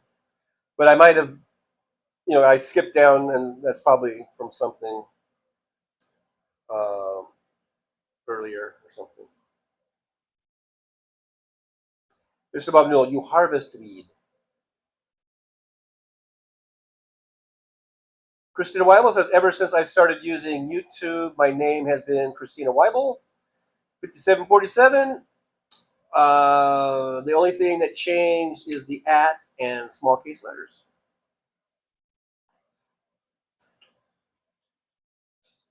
Mr. Bob Newell, has the chair complained? Not a word, not a peep. Not a peep.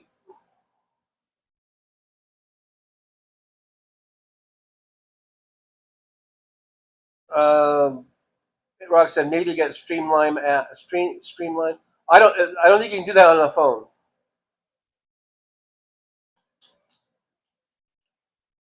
I think you got to use a computer, or maybe. Well, no, even the iPad. I've tried to do stuff on the iPad and it doesn't work.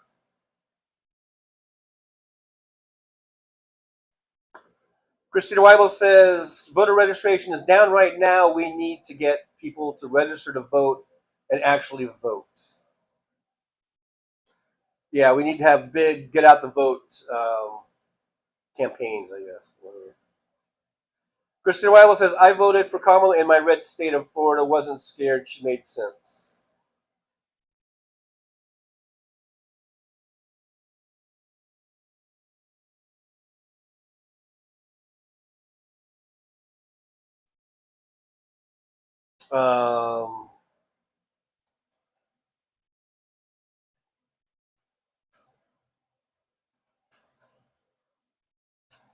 MJ Daniel says, stupid and shallow. People allowed themselves to be convinced, I can't vote for her because fill in the blank.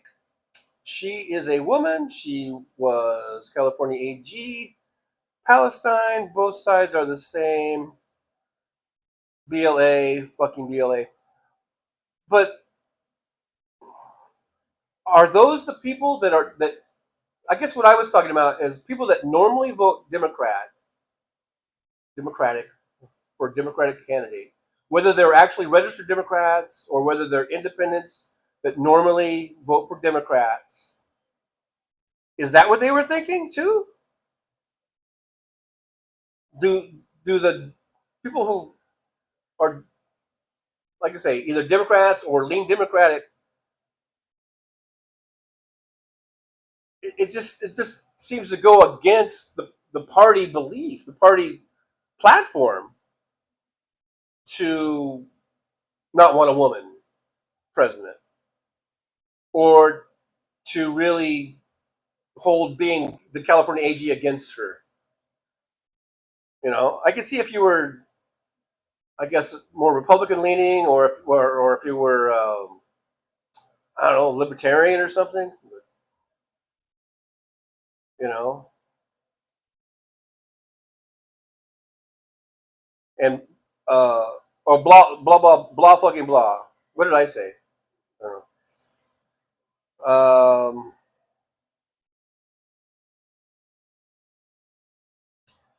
MJ Daniel, her laugh. So many reasons Democrats didn't vote, all of them bad. I don't know. I see that it goes against my, I guess, my thoughts of what Democrats are. That they would not vote for the nominee of their party because of the laugh. Now I know that was a criticism by Fox News and by the maggots, but I don't see how that would keep Democrats from voting for her. But maybe it was. I don't know.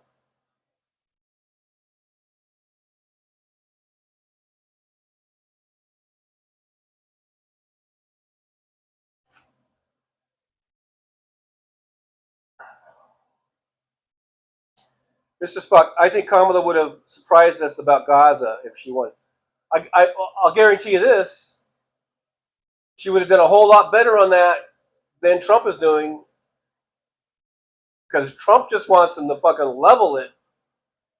And he thinks that he's going to be able to go in and build Trump Tower on oceanfront property. That's all he gives a fuck about.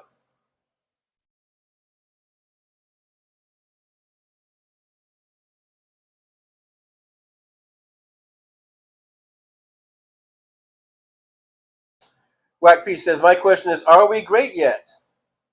Sorry for the all caps with the caps. That's okay. You can go all caps like that every now and then a little bit. That's not. It's if you do like a whole giant paragraph over and over and over and over again, then we'll have some problem. But yeah, you're emphasizing a part of that sentence. That's fine.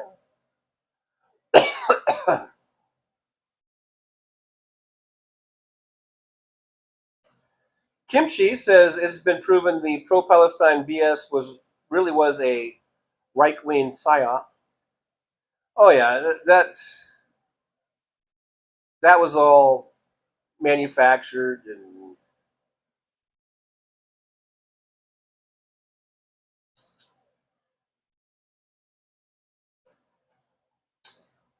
Jeff Hodge is here. Hey Jeff, good to see you. Thanks for joining us in the old driver's lounge. Whack P says the SCOTUS is about to decimate the Voting Rights Act. Rest in peace, John Lewis. Jeff Hodge says nothing is great. Nothing is great right now in the U.S. Oh, because someone said everybody great yet.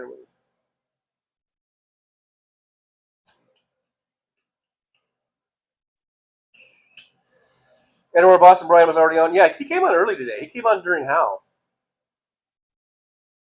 He came on, I think he came on at 10 o'clock my time.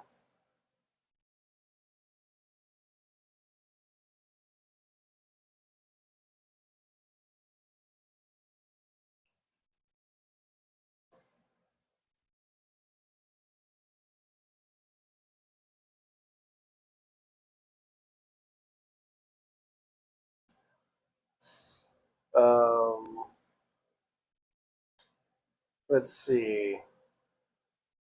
I'm just skipping down a little bit. I don't need to repeat everything you guys talk about sneezing and farting and the at name thing. We've gone over that. Anamore says, yes, Major Ojeda was on Boston Brian today. Hey, Robert Perez from down San Diego way. Good to see you. Robert says, Trucker John, what is shaking? And howdy to all the trucklers out and about. Good to see you, Robert. Robert sent me a video. What was it? It made me laugh. It was a funny one. I can't remember what it was now.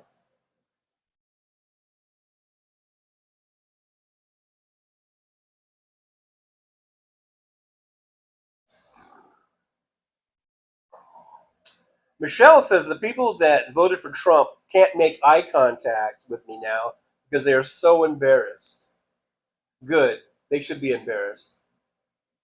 They should all be shamed.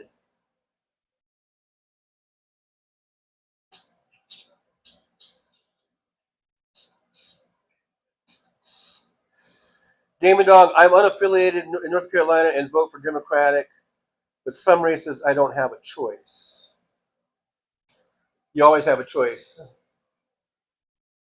Because if you haven't made a choice, you've made a choice. Paraphrasing Rush.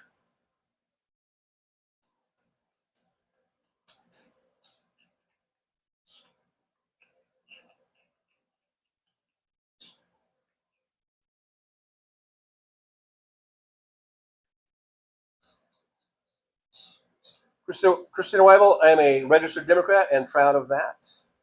I'm a lifelong Democrat, man. I'm a lifer.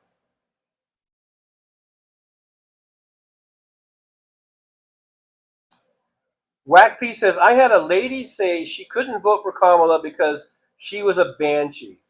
What the actual fuck?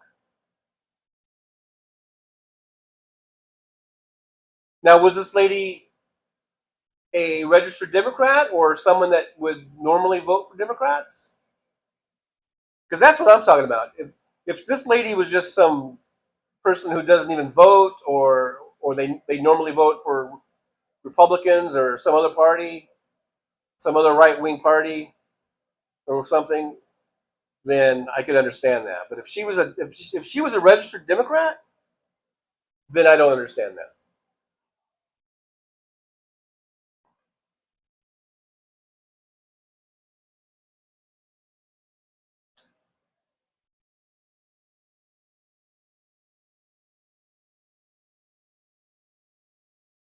MJ Daniel says, I heard a lot, I guess, of nonsense like that from people who say they voted for Obama and Biden.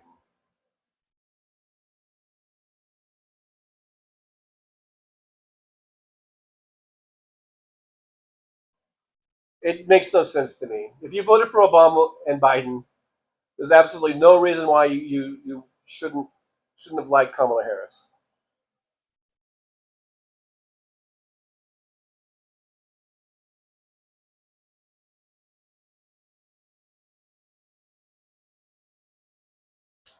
Christina Weibel says, I will never vote for a Republican, and I won't change to independent either.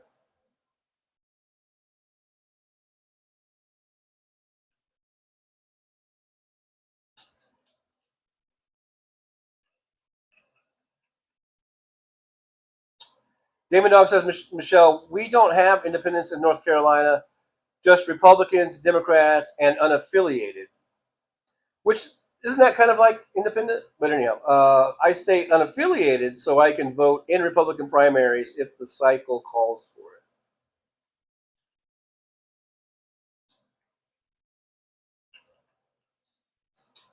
Alvin Stoops here says, hello, everyone. Hello, Alvin. Good to see you. Thanks for coming on in. Thanks for coming on in to the chat room. Anna Moore says the reason DJT, got into office of the presidency was because he kept repeating what the country was saying, and they believed it.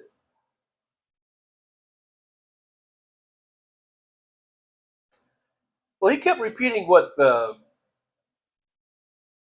right wing was saying.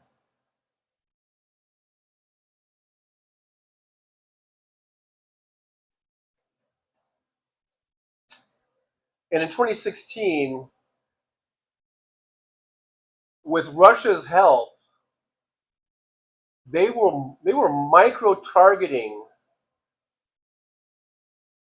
just certain districts, just bombarding them with misinformation campaigns against Hillary Clinton. And they were able to just turn just enough districts, just enough areas, so that state would flip, and they got those electoral college votes. It was very, very precise, very analytical.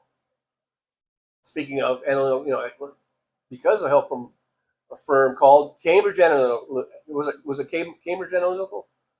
And the only reason it didn't work in 2020 is because so many people showed up to vote, and they were able to just override that misinformation campaign. And then in 2024, the turnout was low, and so whatever they were doing, misinformation, it was enough. There wasn't enough voters to be able to overcome it. That's why I say the higher the turnout, the better the outcome for us, Democrats, and the harder it is to, I believe,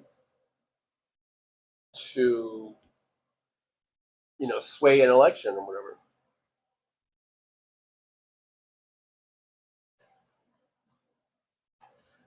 Michael McAndrews is here. Thanks for being here, Michael. Good to see you.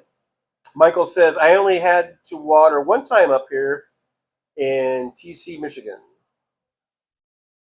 I always forget what TC is. Is it like town center or something? Christina Weibel, Jetta, 9th District, North Carolina.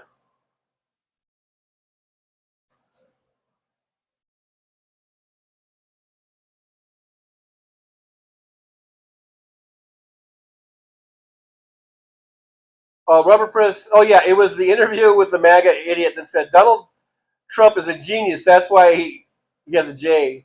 No, yeah, he says that's what the J stands for. No, yeah, it was like Donald Trump is a genius. That's what the J stands for. That's how he said it. Okay, it cracked me up. MJ Daniel says, "Love how somebody the Newsom the Newsom people have been photoshopping when DJ T got shot at with things like bottles of ketchup. Really funny." I didn't see that one. I guess I missed that one.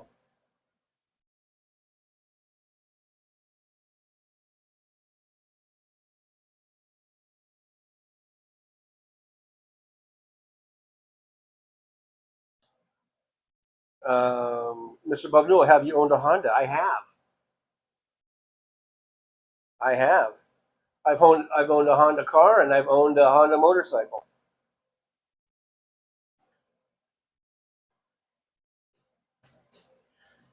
Whack P says, I have no idea her political leanings. Are you talking about Kamala Harris?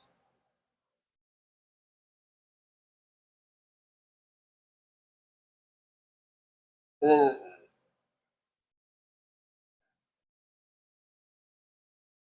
I might be mid-thread, so I don't know if I should expound on that or not. All I know is that Kamala Harris was on an airplane every night flying to some other city to do a rally. And those rallies were on TV, they were on YouTube, they were on social platforms. And if anyone didn't see what Kamala Harris's political leanings were, then I don't know how you missed it. And I don't know if that's who you were talking about, but I don't know. I don't know how if you were a a serious voter and you wanted to know what was going on. I don't think anyone has any excuse for not knowing Kamala Harris's political leanings. She was on a rally almost every night in a major city, jet setting or flying airplanes every night. Her and Tim Walz all over the country in packed arenas.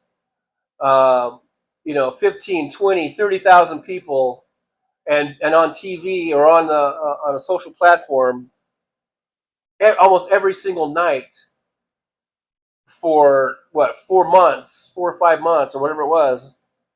So I really don't know how you could not know her political leanings. MJ Daniel says, I voted Bernie in the primaries, but Clinton and Harris in the general because I am not totally nuts. I did the same thing. I voted for Bernie in 2016 in the primary. In 2020 in the primary, I voted for Elizabeth Warren. But in the 2016 general election, I was only too happy to vote for Hillary Clinton. And I really, really thought she was going to be the first female president. And I was so happy.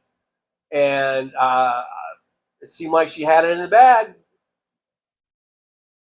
Right up to election night. The pollsters were saying, Donald Trump only has like a 2% chance of winning and all this kind of shit.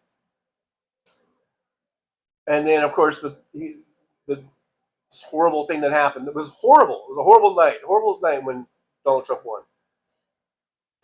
And then 2016, same thing. I voted for Elizabeth Warren in the primary. In the general election, I was only too happy to vote for Joe Biden in 2020. And fortunately, he won that time.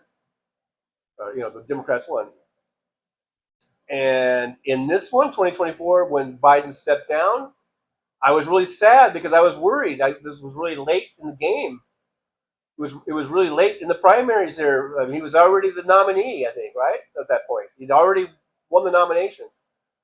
And then he steps down, and at first I was so depressed. I thought, oh my God, he just gave it to Trump.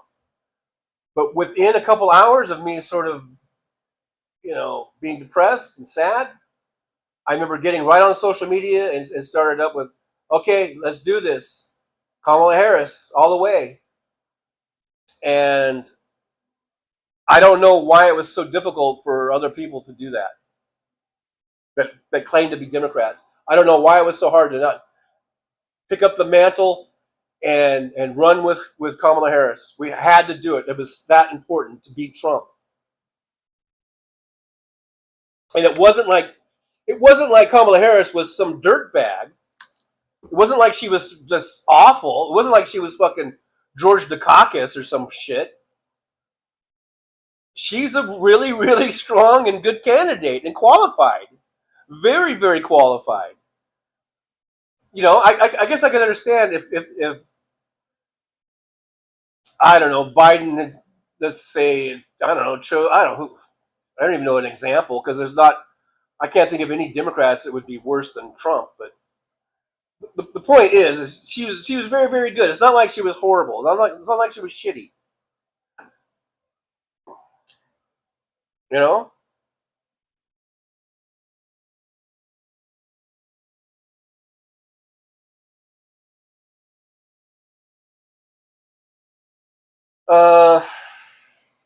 Michael McAndrew says, we have a blueprint for what to repair after Trump is jailed. It's called the Penis 2025 Project. I was hoping for something better than that. Christina Weibel says, don't forget reconciliation coming up in Congress. I would not be surprised if the Dems shut it down. They might, because this is the new Dems now. I mean, I think we're seeing a turnaround in the Dem attitude about fighting fire with fire. So they might.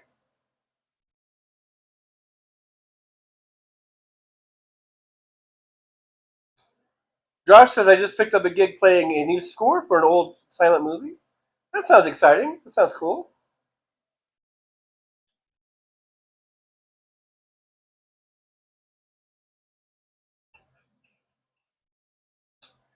David Dog, I still think they cheated in 2024. Whether they did or they didn't doesn't really matter to me. I think with the higher turnout, we would have overcome whatever cheating they were doing.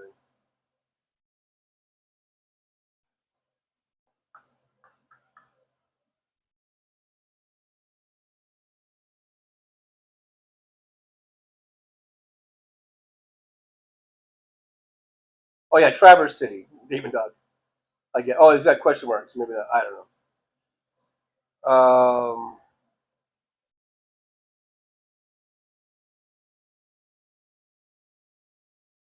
Yeah, Whack Pete. Do the Republicans think they could actually convince people that slavery wasn't so bad?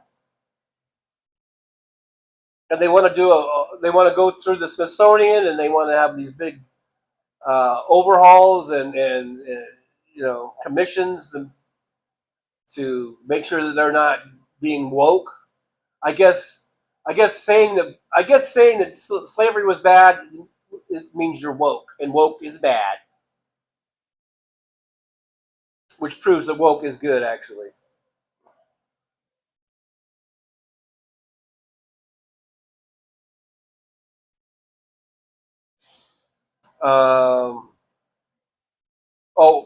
Whack P, I was talking about the woman that called her a banshee. Oh, okay, that's right.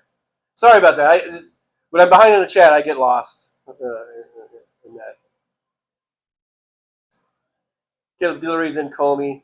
But even with the Comey thing, right up to election night, the polls were saying Hillary Clinton had it in the bag.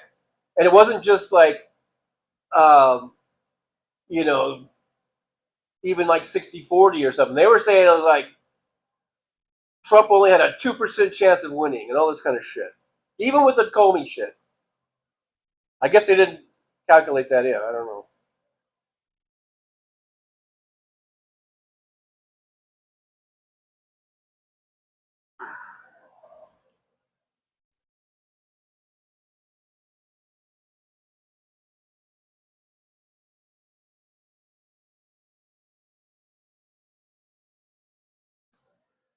Kevin Anderson says, Trucker John, Trump won in 2016 because it didn't matter what the voters thought in the RNC. Trump illegally voted for himself on 3 ballots. I guess that was it. I guess that was enough to carry him. Whack P says it was horrible. My mom came over to watch Hillary become the first woman president. We were going to have a party. Instead, she ended up curled up in fetal position on my floor. I was right there. I'm right there with you. I was in my truck. I was on the road, and I was stopped. I was parked at a truck stop, and I was pretty much curled up in the fetal position in the bunk of my truck, and I was crying. Grown ass man, truck driver. I was in tears. Could not believe it. I could not believe it.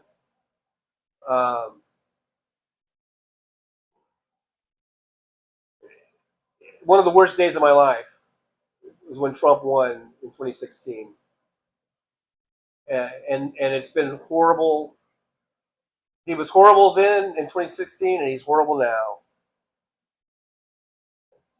And I don't know what it takes for people to learn. You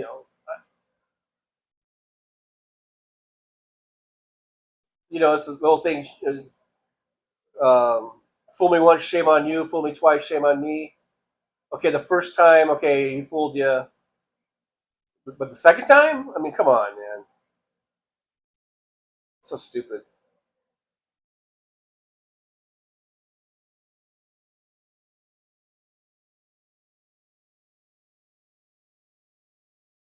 Yeah, Whack P says after he won, there was a palpable feeling of doom in the air. I was kind of suicidal, if you want to know the truth. And I had to, and I went into a depression, and I had to somehow, I just got myself out of it. But for 3 or 4 months, I was so depressed.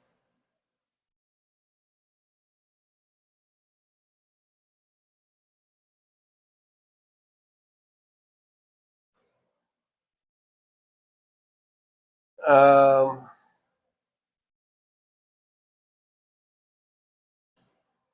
Rob Perez, the Porter wall is completely rusty, and now Trump wants to paint it. How fucking stupid can this guy be? Put some Rust-Oleum on it, I guess. I don't know.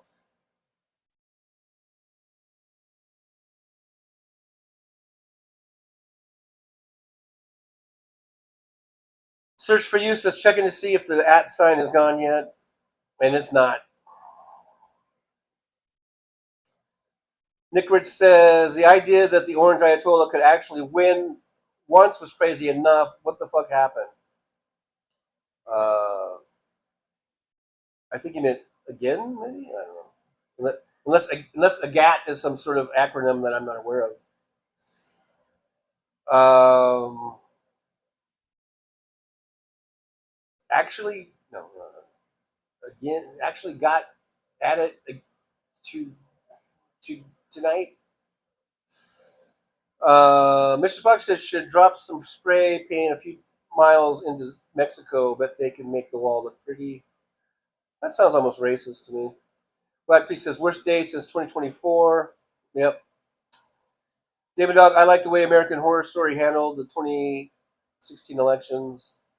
You know what? I started watching that, and I just couldn't do it. I never did finish that season. I think I mean, I was just like, I can't do it. So I don't know how they did it, but I couldn't. I just couldn't do it. And I had watched all the seasons previous to that,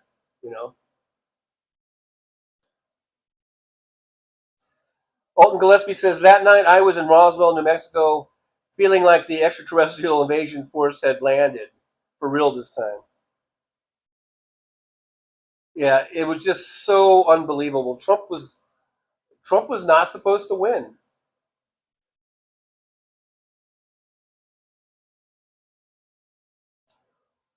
Josh C says my dad voted for Trump the first time because he didn't like Hillary. Within a couple of months, he wanted Bernie and has been there ever since. Now, you can want a lot of things. It's not always about want. You know what I mean?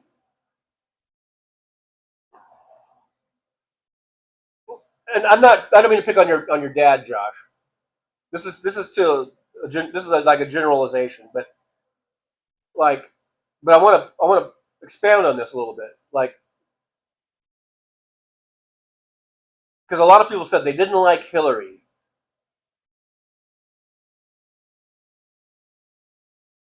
so they voted for Trump. I'm trying to figure out what made you think Trump was better? I mean, it's one thing to say, like, okay, I don't like this person, so I'm going to vote for this other person. But is that other person better? I mean, don't you have to vote for the one that you think it's kind of like, it's like voting for the least amount of evil or whatever, you know? It's like you're voting for the least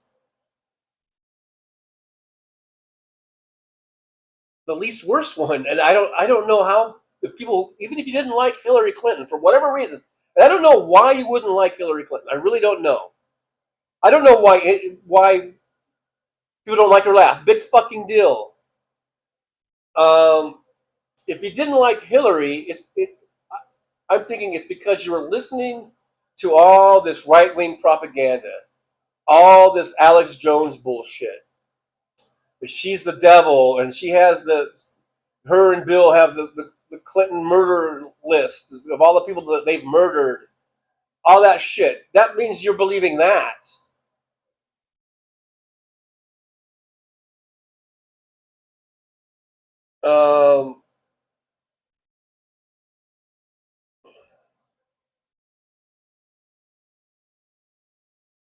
I don't know. I guess it's just hard for me to figure like how anyone could think that Donald Trump would be better than Hillary Clinton. I just can't. It's just my brain will not accept that. Of how anyone could think that even at that time Donald Trump was just the fucking 6-time bankrupt New York asshole that had a stupid show that was fake, and I never watched it. I think I may have watched maybe once. I watched part of it just to check it out, and I saw clips of it on Talk Soup. I didn't really watch the show because it looked stupid, and he was an idiot. I mean, I already thought he was an idiot and a moron to begin with, and he had no qualifications whatsoever to be president. None whatsoever. 0 qualifications. Running his stupid company in the ground and bankrupting casinos does not qualify one to be the president of the United States.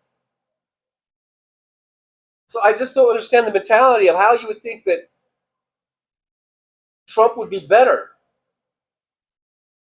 Now, I guess I can understand people just not voting at all. If they said, I really don't like Hillary, I can't vote for her because Alex Jones told me that she smelled like sulfur and she's like from hell, and her and Bill had a bunch of people murdered. There's a whole trail of people that they've murdered. So I can't vote for her. But I'm not voting for Trump either because he's a pile of shit and he's an asshole. I can kind of understand that mentality. You know, I guess. But maybe that's what happened in a lot of those cases where people, they voted for Jill Stein instead, right? She got a lot of votes, or at least in key areas that took away votes from Hillary. But in any case, it should have never been that close where it would have even mattered. And she did get 3 million more votes in the popular vote, so it's just so hard to deal with. Trying to think of the mentality of the voters and everything, and why people vote the way they do, why they think the way they do. It's so hard to wrap your mind around it. And then, okay, he keeps running. He ran again in 2020. He ran in 2024. He would not go away. You would think after he lost in 2016 that he would have gone away, or the voters would have said, okay, That didn't work. Let's try somebody else. But no, they stuck with this motherfucker. And I don't understand the appeal of this fucking broken down, fucking diaper wearing, shit in his pants motherfucker. I don't understand the appeal. And he has no redeeming qualities whatsoever. There's nothing redeeming about him. I guarantee you, if anyone, because they'll say, I'd like to go have a beer with him. Well, for one thing, supposedly he doesn't drink. And number two, once you got within 5 feet of him, you'd be going, what the fuck is that smell? I'm out of here.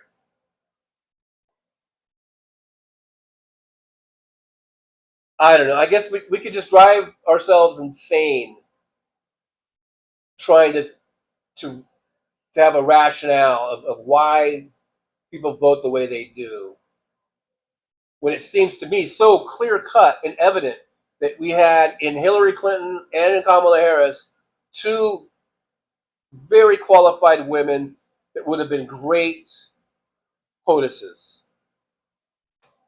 I mean, I have no doubt about it. I have no doubt in my mind. We saw what fucking Biden did.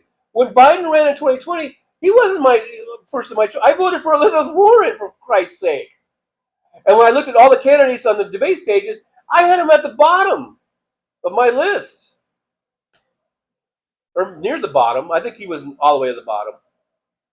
I think the comb-eating salad lady might have been on the bottom. And the blonde chick that got, what's his face? Al Franken kicked out. I think those two were on below Biden. But, I think Elizabeth Warren and Bernie were 1 and 2. And I think Buttigieg might have been 3. I think Harris might have been 4 on my list at that time, at the primaries. And then maybe Biden after that. But once he got the nomination, I was all in for Joe. I'm like, let's go, Joe. Let's get Joe in there. And he had one of the greatest presidencies, probably within my lifetime, of getting things done. People were comparing Joe Biden to FDR, for crying out loud. Who saw that coming? Joe Biden was going to be the next FDR. And he was progressive in a lot of ways. So I guess my point in that was, as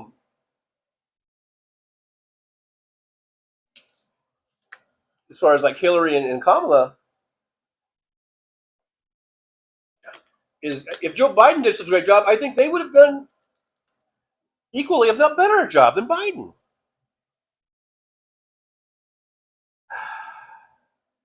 It's just so goddamn frustrating, and it's just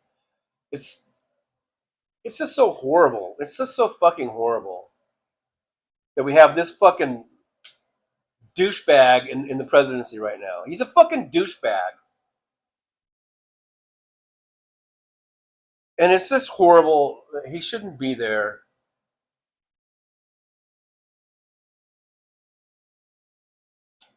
And I know I'm not the only one who thinks that way.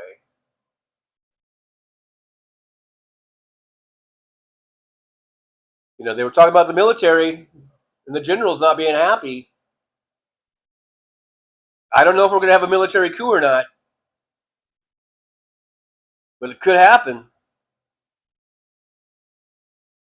And it could be, there could be a coup from all angles, from the military, from Wall Street, from the big business. If their companies are going to start tanking and losing massive amounts of profits and money, revenue, Donald Trump's on thin ice. He's going to get it from all angles. Not only do the liberals hate him, the Democrats hate him, we hate him. And that's a given. But he's going to start losing support from the military, and he's going to start losing support from big business. And he may not be long for this world in one way or the other. I don't know what, I don't know, but maybe that's just my little wet dream. I don't know.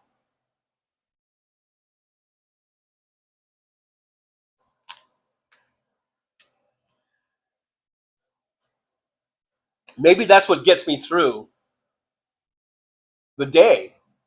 I'm living day to day, as many of us are, with this motherfucker in the White House. I'm getting by on a day-to-day basis. And maybe I have to have that wet dream that Trump is not long for this world. That's what gets me through. And I know people say Vance will be better. Well, we'll get rid of that motherfucker too, if need be. If he does the same shit. If he didn't learn his lesson, it's kind of like when they took out Kennedy. And Lyndon Johnson's like, yeah, we're going to Vietnam. We're going full bore. None of this fucking pulling our advisors out. Fuck you. We're going full in. LBJ knew. He got his orders. All right? LBJ got a lot of good stuff through, like Medicaid and voting rights and civil rights. That's kind of like the deal. It's like, okay, I'm going to do this, but I'm going to get some of my shit done too. But so that my head doesn't all of a sudden explode. I will go full bore, and we will do a military-industrial complex thing, and we will fucking make you contractors rich as fuck, because we're going to go full bore into Vietnam. He got his marching orders. Maybe Vance will get his too.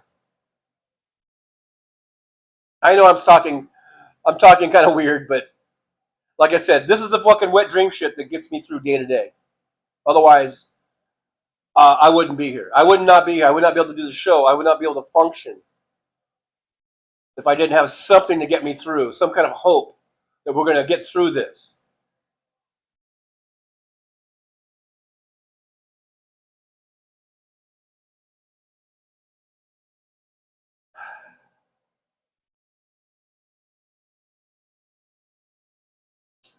Kevin Anderson says, Trucker John, and now everybody is saying, maybe Kamala was right. Now they say that after voting for a blowhard. Yeah, a little late now, isn't it?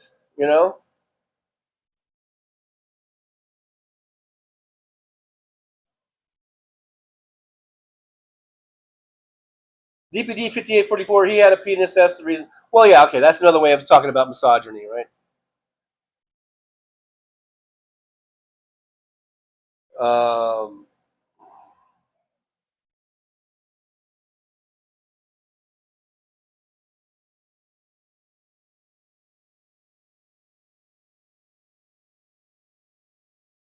Yeah, Wack P, he should have shut the F up. I've never seen a president interject himself into politics after losing an election. But the thing about Trump, the thing that motivated him to stay in was trying to avoid prison. Because immediately, I mean, he declared he was running, I think, from like the day after after 2020 election.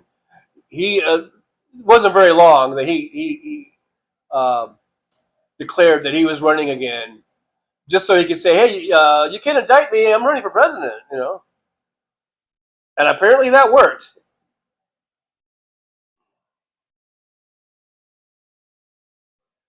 Josh sees Biden was qualified and effective as fuck. Yeah, absolutely.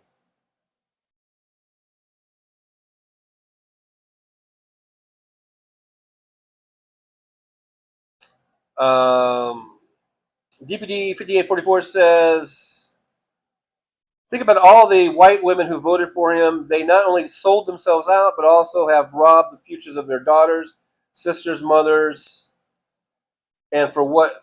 And for what? To vote for malignant asshole. But they don't see it that way. I mean, the ones I'm thinking of, these white women. Where the white women at? I mean, I don't think they see it as selling out or robbing futures. They think they're doing a great thing. That's the sad part about it. They think they did a good thing, because those are the ones at least that I'm thinking in my mind when you say that, are these right wing Christian nationalist women, you know.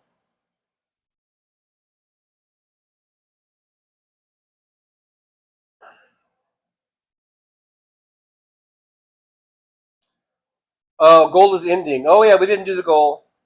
Well, there's always tomorrow.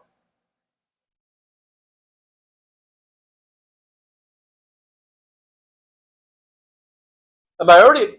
Wow, I'm already way over 2 hours. I guess the long intro, it makes it seem like, because then my time on here was actually probably only an hour and 45 minutes that I've been talking. Whack P says, look into test Creole. I don't even know what that is. I don't know. What are we talking about? I'm mid-thread. I'm mid-thread. So I don't know what we're talking about now. Michelle says we will be stronger for it. Whatever doesn't kill us will only make us stronger. That's another thing of saying, words are important. Words, because sometimes people say, oh, why have because sometimes you'll see people will put like motivational posters up or whatever, and people will poo-poo that and say that's stupid. But I think those things are important. I think those are good reminders. And the old, basically that's from, I guess, from AA or whatever, or maybe they stole it for something. But that which does not kill me will make me stronger. And I use that a lot when I'm going through my day and I'm feeling down and out and bummed out or whatever. And it could be it doesn't even have to be about political stuff. It could be about other things. And I will say that to myself. That which does not kill me will only make me stronger. So if I get through this, I'm going to be stronger for it. And I don't know if that's what you were talking about. I guess who was that? Michelle, I guess. But yeah, we're going to get out of this. We're going to get through this.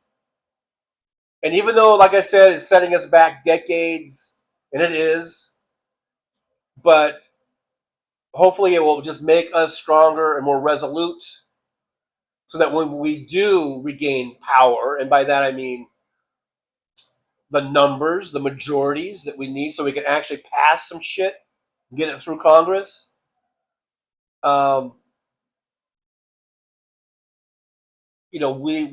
we can make up for lost time, I think, hopefully. Jolie reminds everyone we have channel memberships, yes, and they start at $1.99 a month, $1.99, and then just think you could be a member of this great channel. Got super chats, and you can also support the show a great way, liking, subscribing, and sharing. We're at over 3,950, still trying to get to 4,000, because apparently some of you really want to see me eat a dandelion, which is that was the challenge, or that was was it a challenge or a promise that if we get to 4,000, I'll eat a dandelion live on the live stream. So think about it, folks. Josh C says, think about all the douchebags he's appointed and good people he's fired. Thanks to him, I now know that boofing is the term for alcohol enemas. I didn't even know that until just now. I didn't know that. Whack P says, Trucker John, it is good men like you that remind me that all men aren't bad. Well, I agree. All men aren't bad. I don't know if I'm a good one. I try my best to be good. Sometimes I'm bad. Sometimes I'm an asshole. But I try to be good. I do. And sometimes that's all you can do, I guess. I guess that's all you can do. Michelle says, I enjoyed the intro. Thanks for that, John. I apologize for it being so long, but that didn't sound right. But I don't know. I just like those clips. I think they were kind of calling Trump out. Today was about calling Trump out, That's probably what I'll title because I'll put the intro in a separate video, and maybe I'll title it "Calling Trump Out." and then 19 people will watch it. Whack P says, Google it, Trucker John, test Skrill, it's the whole Tech Bro plan. Oh, Tech Bro. And I guess Hal Sparks has touched on that a little bit, right? About the Tech Bros and how they think that there's overpopulation or something, and we should only have so many people, and the tech, AI and shit should just take over or all that kind of shit. I guess, I don't know. Michael McAndrews almost, now when I'm reading this, almost Dandelion Time, but for some reason, all of a sudden, and we were having conversations earlier in the week about Kiss, and so I kind of did a parody in my head just now of a Kiss song, and it would go a little something like this. It would be like, it's almost Dandelion Time. Okay. I know that made no sense. It's the only thing that keeps us together. What's the song? It's slow gin time again.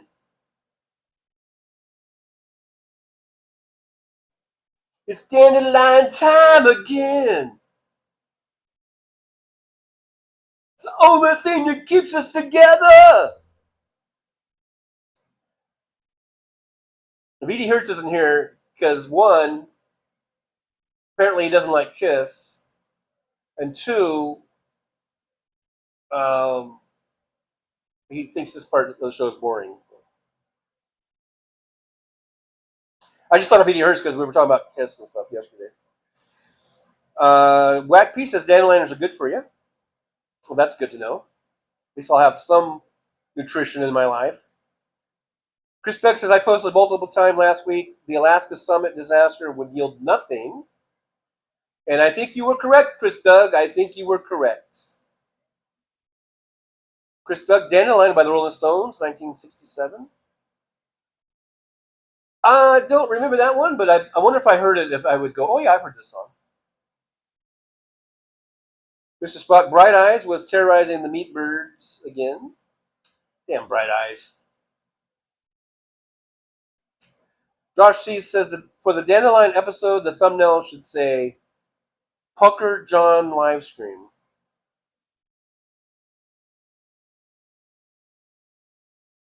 What does pucker have to do with the Dandelion? Hey, Nefarious Enough is here. Hey, good to see you. Thanks for dropping on in. Nefarious Enough. Michelle says Don Lemon is on, but do you think he is a Republican? I never watch him. I don't really like him, to tell the truth. There's something about him. He kind of creeps me out. But I mean, when he first started his podcast, live stream, or whatever you call it, on YouTube or wherever, I think I checked it out, and of course, I think ideologically, at least from what I've seen, I think he's a Democrat. I don't know, unless you watch a lot of his shows and you've seen more of what I think. I watched the first one, and now whenever I see it pop up, on YouTube, I just pass it over. I'd rather watch other things. I don't know. There's just something about him I just don't like. I don't know. There's other people I'd rather watch, so I don't know. I haven't, at least the little bit that I've watched of him, never led me to believe he was a Republican. But I don't know.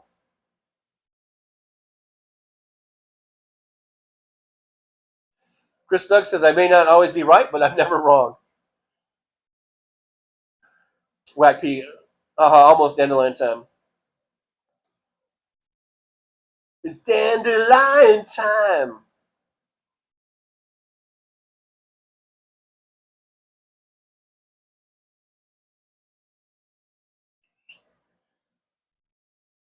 Whack P says, you could make Dandelion tea. I know. Whack or P Dubs. I know we've had all this conversation before. Like when we first started talking about the Dandelion and people, because I asked, is it edible or is it going to kill me? And then people are saying, no, it's healthy. And everyone's talking about the tea and the soup. And, you know. But yeah, Wax says you can make a dandelion tea. You can also make a soothing balm for arthritis and pain. Now, that's a kind of a new one. I don't think I heard that one before.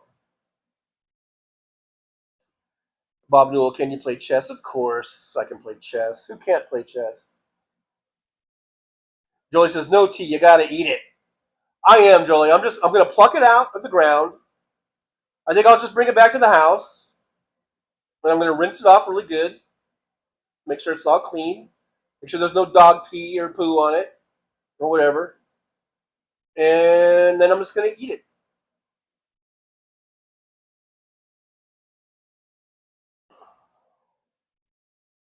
Really fast and get it over with. Rochelle says, don't eat that, it's poison. Well, I think I've looked it up just to make sure. According to the internet, I think it's edible.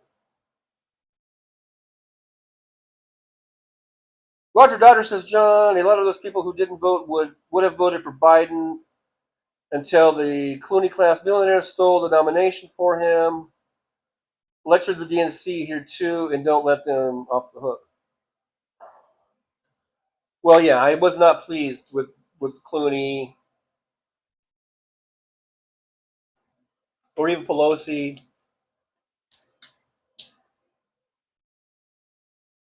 But it seemed to me that when like I said, for a couple hours, I was really sad, and I just felt like that's it. We've lost. Biden just gave it to Trump. And then within a couple hours, I was like, no, God damn it. We've still got time. We need to put support. And I immediately went to, because I think they already had a Harris campaign site or whatever, and I clicked on it, and I think I sent $20 or something. That very day, the very day that Biden announced he was stepping down, and that Kamala Harris was going to take over for him in the campaign for running, and then I saw, but I wasn't the only one. She immediately raised like $3 million on that same day, and within a few days it was like $6 million, and it was $12 million. So I really felt confident. I guess I took my my disdain or anger against Clooney and Pelosi and DNC or whatever. That kind of was assuaged when I saw the huge campaign support that she was getting, campaign contributions. Within a number of days, it was tens of millions of dollars. Because I think everyone did the same thing I did. We were sad, and we felt awful, but then we said, no, God damn it, we're going to put everything we have into getting Kamala Harris elected. And we saw the support in not only financially with campaign contributions, but we saw the support around the country in her rallies where she was packing 20, 25,000, 30,000 people. I did a video on it here in Vegas. They filled up the Thomas and Mack Arena. And people were so interested, I guess, in Kamala Harris that even my little old video from old Trucker John, who normally gets, is lucky to get 50 views on a video, I got 200,000 videos by the end of that night on that fucking video because people were very interested in Kamala Harris.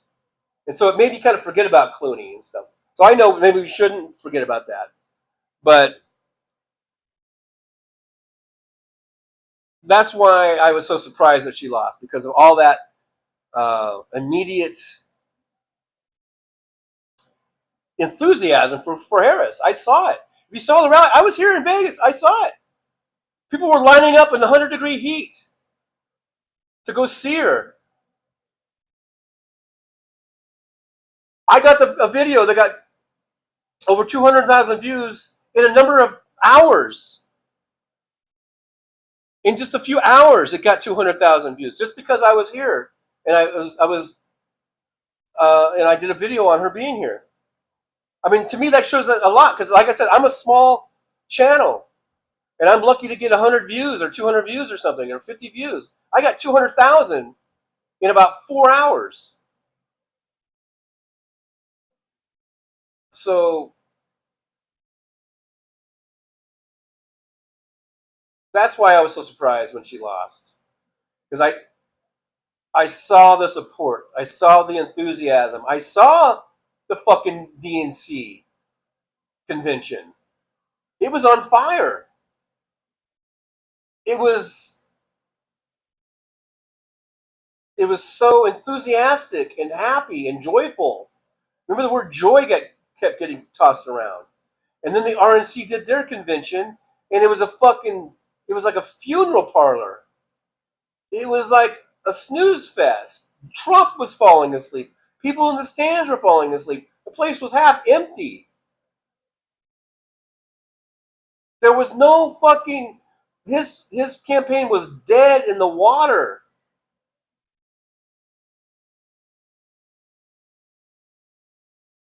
I don't think we can blame Clooney and shit. There's something else going on here.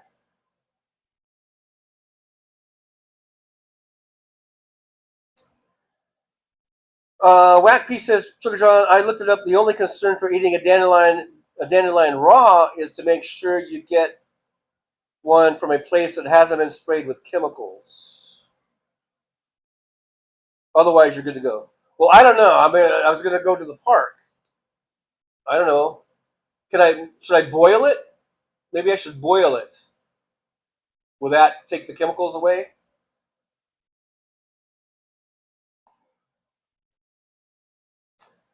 Mr. Spock says, Internet will tell you how to get organic dandelions or the dark web. I might have to go to the dark web. Well, we start to get around $39.90 or so, then maybe I'll look into it more. Kevin Anderson says, yeah, and the people in the Trump rally were fainting of heat stroke. They were. I went to the Trump rally too here in Vegas.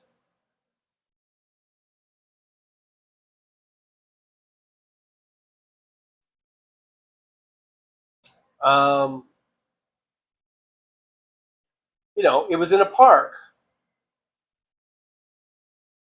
And in the main little area that they had for his little rally out in the middle of the park, and they had it all fenced off.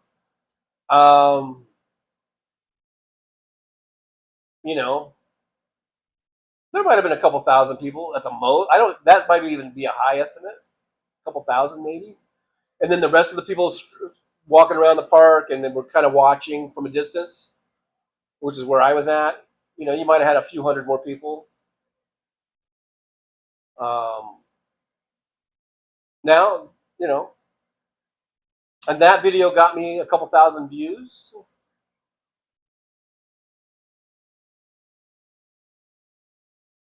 And then it was like, a month later or so, I did the Harris one.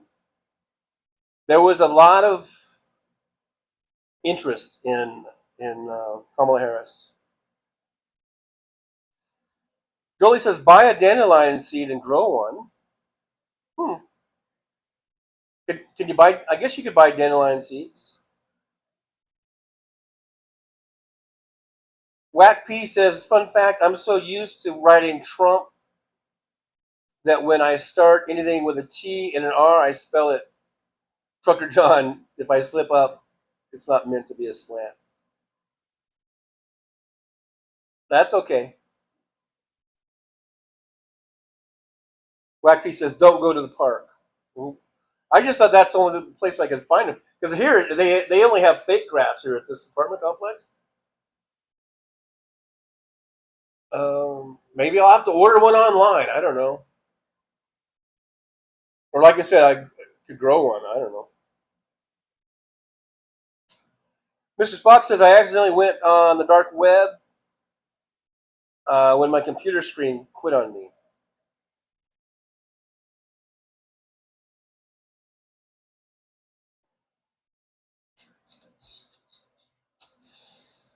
never went to a Trump rally. I went to it just as, an observer and, as a YouTube creator. I thought I would go and see what it was all about. Kevin Anderson says the thing that pissed me off is in the DNC when people were fainting, you'd get medic, but in Trump rally, it was just give them some water. Yeah. Like when I was at when I went to the Harris rally, there were people that I guess fainted, and they had ambulances there. They had like 3 or 4 ambulances. I remember they carted a couple people off in the ambulance. They had people going around, making sure with little carts, handing out water. They made sure people were hydrated. They had pizzas in case people needed to eat. They were handing out pizzas. They were handing out water. They were handing out like Gatorade and sports drinks for free, all for free. And even with that, a couple people I think did get carted off in an ambulance out there waiting. And but with Trump, I mean, I guess they had an ambulance out there somewhere. I think one.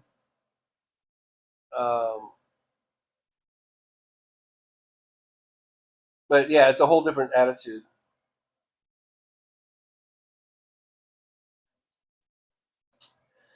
DPD says Clooney is such an insufferable entity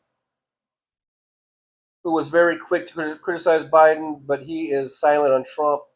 I would think he would be vocal since his wife is a human rights lawyer. What a coward. Yeah, that's true. His wife is a human rights lawyer.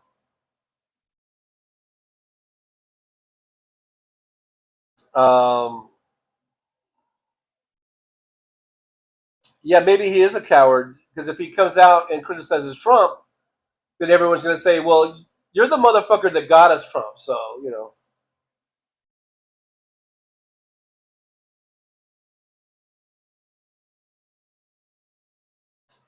Michelle says free. Wow.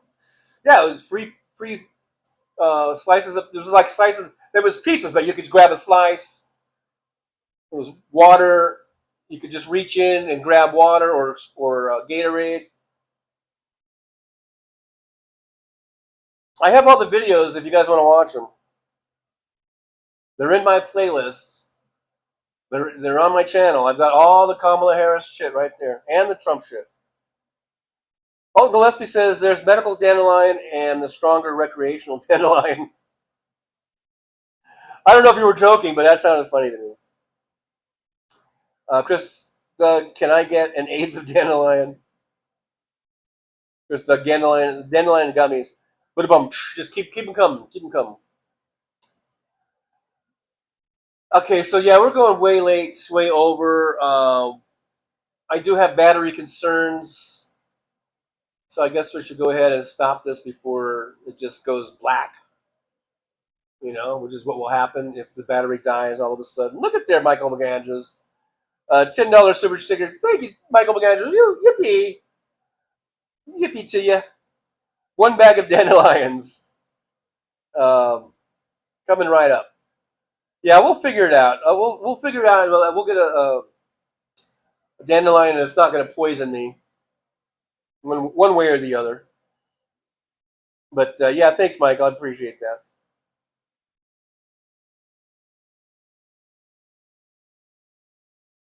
Chris is like, wow, everything is so yellow. All right, guys. Thanks for being here. Thanks for the dono there from Michael. Thanks for all the liking, subscribing, and the sharing. If you guys want to check out my videos, go through my list. I got playlists. There's the Kamala Harris one, 200. That's got well over 200,000 views. I've got some Donald Trump ones. I've got one where I show a side by side of the day I was there and then the day after, because people were saying like that there was like 30,000 people there or something like that. And so I was trying to show that this area that he was in, it could not even hold 30,000 people. It was just this little section of the park that they cordoned off, you know. And of course, people are still saying that they didn't believe that was the same place, that I was lying, the side by side wasn't the same place. But you can clearly see, you know, there are landmarks, there are trees, and you can clearly see that it's the same exact spot. But anyhow, so if you want to check that out, check it out. Well, if you don't, then you don't have to. Yeah, Mr. Fox says make dandelion wine. And look, I just want to eat the damn thing and be over with it. All right. But anyhow, yeah, fake news. They were saying I was fake news and all this shit. But if you want to check it out, it's in the Trucker John library of videos. I have over, I don't know, I think I have thousands of videos. I've got over 900,000 views. Thanks to you guys for viewing my videos. But they're in there if you want to check it out. Today, what's today? Wednesday. So we'll be back tomorrow, Wednesday at 9 a.m. Pacific time. So we'll do an early 9 a.m.er tomorrow morning, bright and early. See you guys then. I think we've talked about everything we should talk about before I get all conspiratorial again or whatever.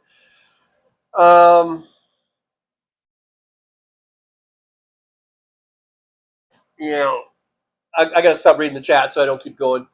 Thank you guys for being here. You guys are awesome. And let's meet again tomorrow, 9 a.m. Pacific time, right here on this Trucker John channel. I'll see you guys right here. And I don't know if there's anything else we got to do. I guess that's about it. So the only thing we got to do is words of wisdom. So get pad and paper, write this down because you're not going to want to miss it. Okay, ready? Today's words of wisdom are to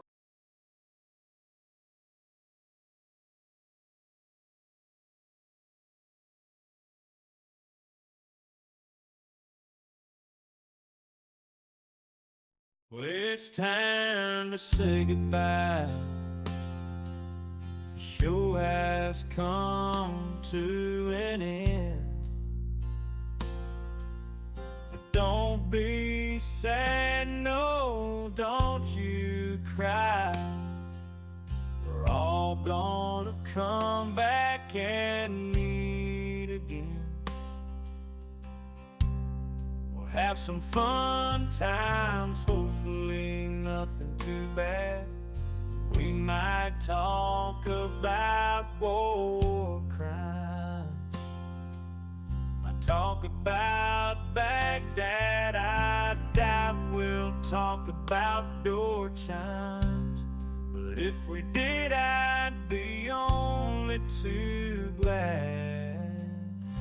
So hasta la vista, baby.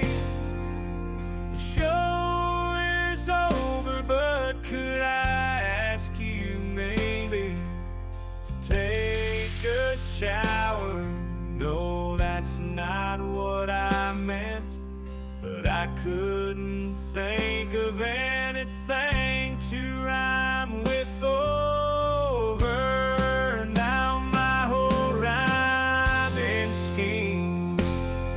All screwed up. Oh shit, I should have stuck to truck driving, who I tried to kill. At least when I was out there driving, I could handle a skid. But doing this live stream, baby, has been a real kid. So I hope to see y'all again right here on Trucker John Livestream. We're gonna do it again and again, right here in the Trucker John Livestream. Yeah, the Trucker John Livestream. We're gonna come back and do it all again. No, this ain't no dream. This is where right here on the Trucker John Livestream. Know it's time to say goodbye. The show's coming in. But don't be sad, no, don't you cry. We're all gonna come back and meet again. Rolling down the highway in my rusty old rig. I'm a retired trucker, but my spirit's still big. Living in Vegas, where the lights never sleep. Broadcasting my thoughts for the world to keep. From politics to pop culture, I've got it all. Sharing my views, no matter how big or small. Talking about food, the movies and bugs. Shining a light on all the social issues. No shows, I've driven through the desert, seen the city so bright. But now I'm living in a different kind of fight. From my apartment in Las Vegas, I hold the key, exploring the world through my live stream for free.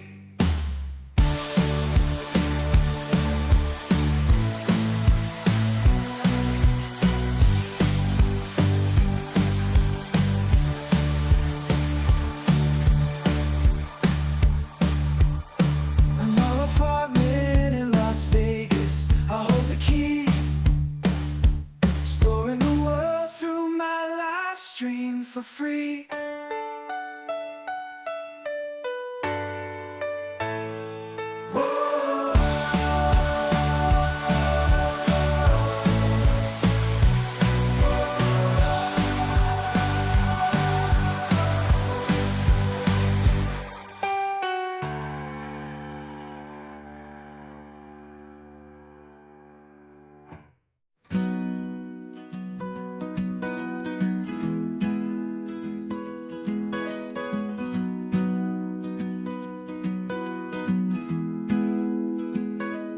So you want to take a trip down Paradise Road, but it ain't that pretty, it ain't paved with gold. Everybody's got the dirty little secrets, everybody's got some things unknown. But if you ain't real careful, baby, it'll cut you down to the bone.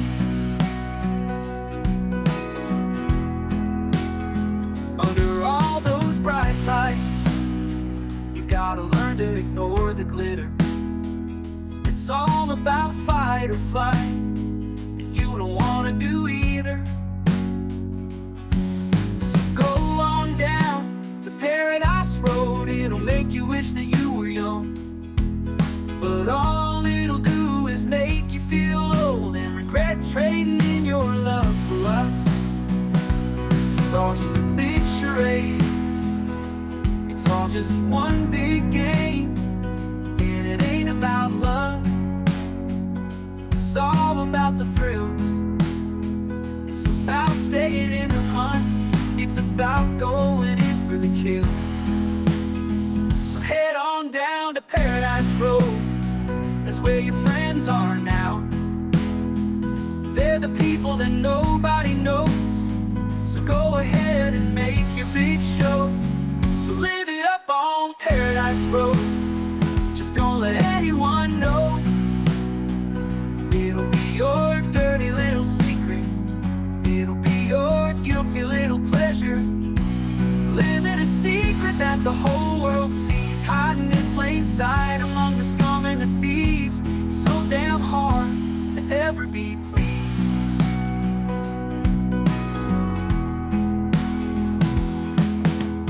Everyone wants to live the good life, everybody wants a piece of paradise.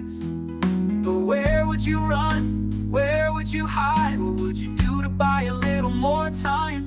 Grandiose dreams of happily ever after are really just another day's end. And when the sun goes down, you just lay there wondering, can you really do it all again? You're praying for one last shot, you're hoping for one last big win.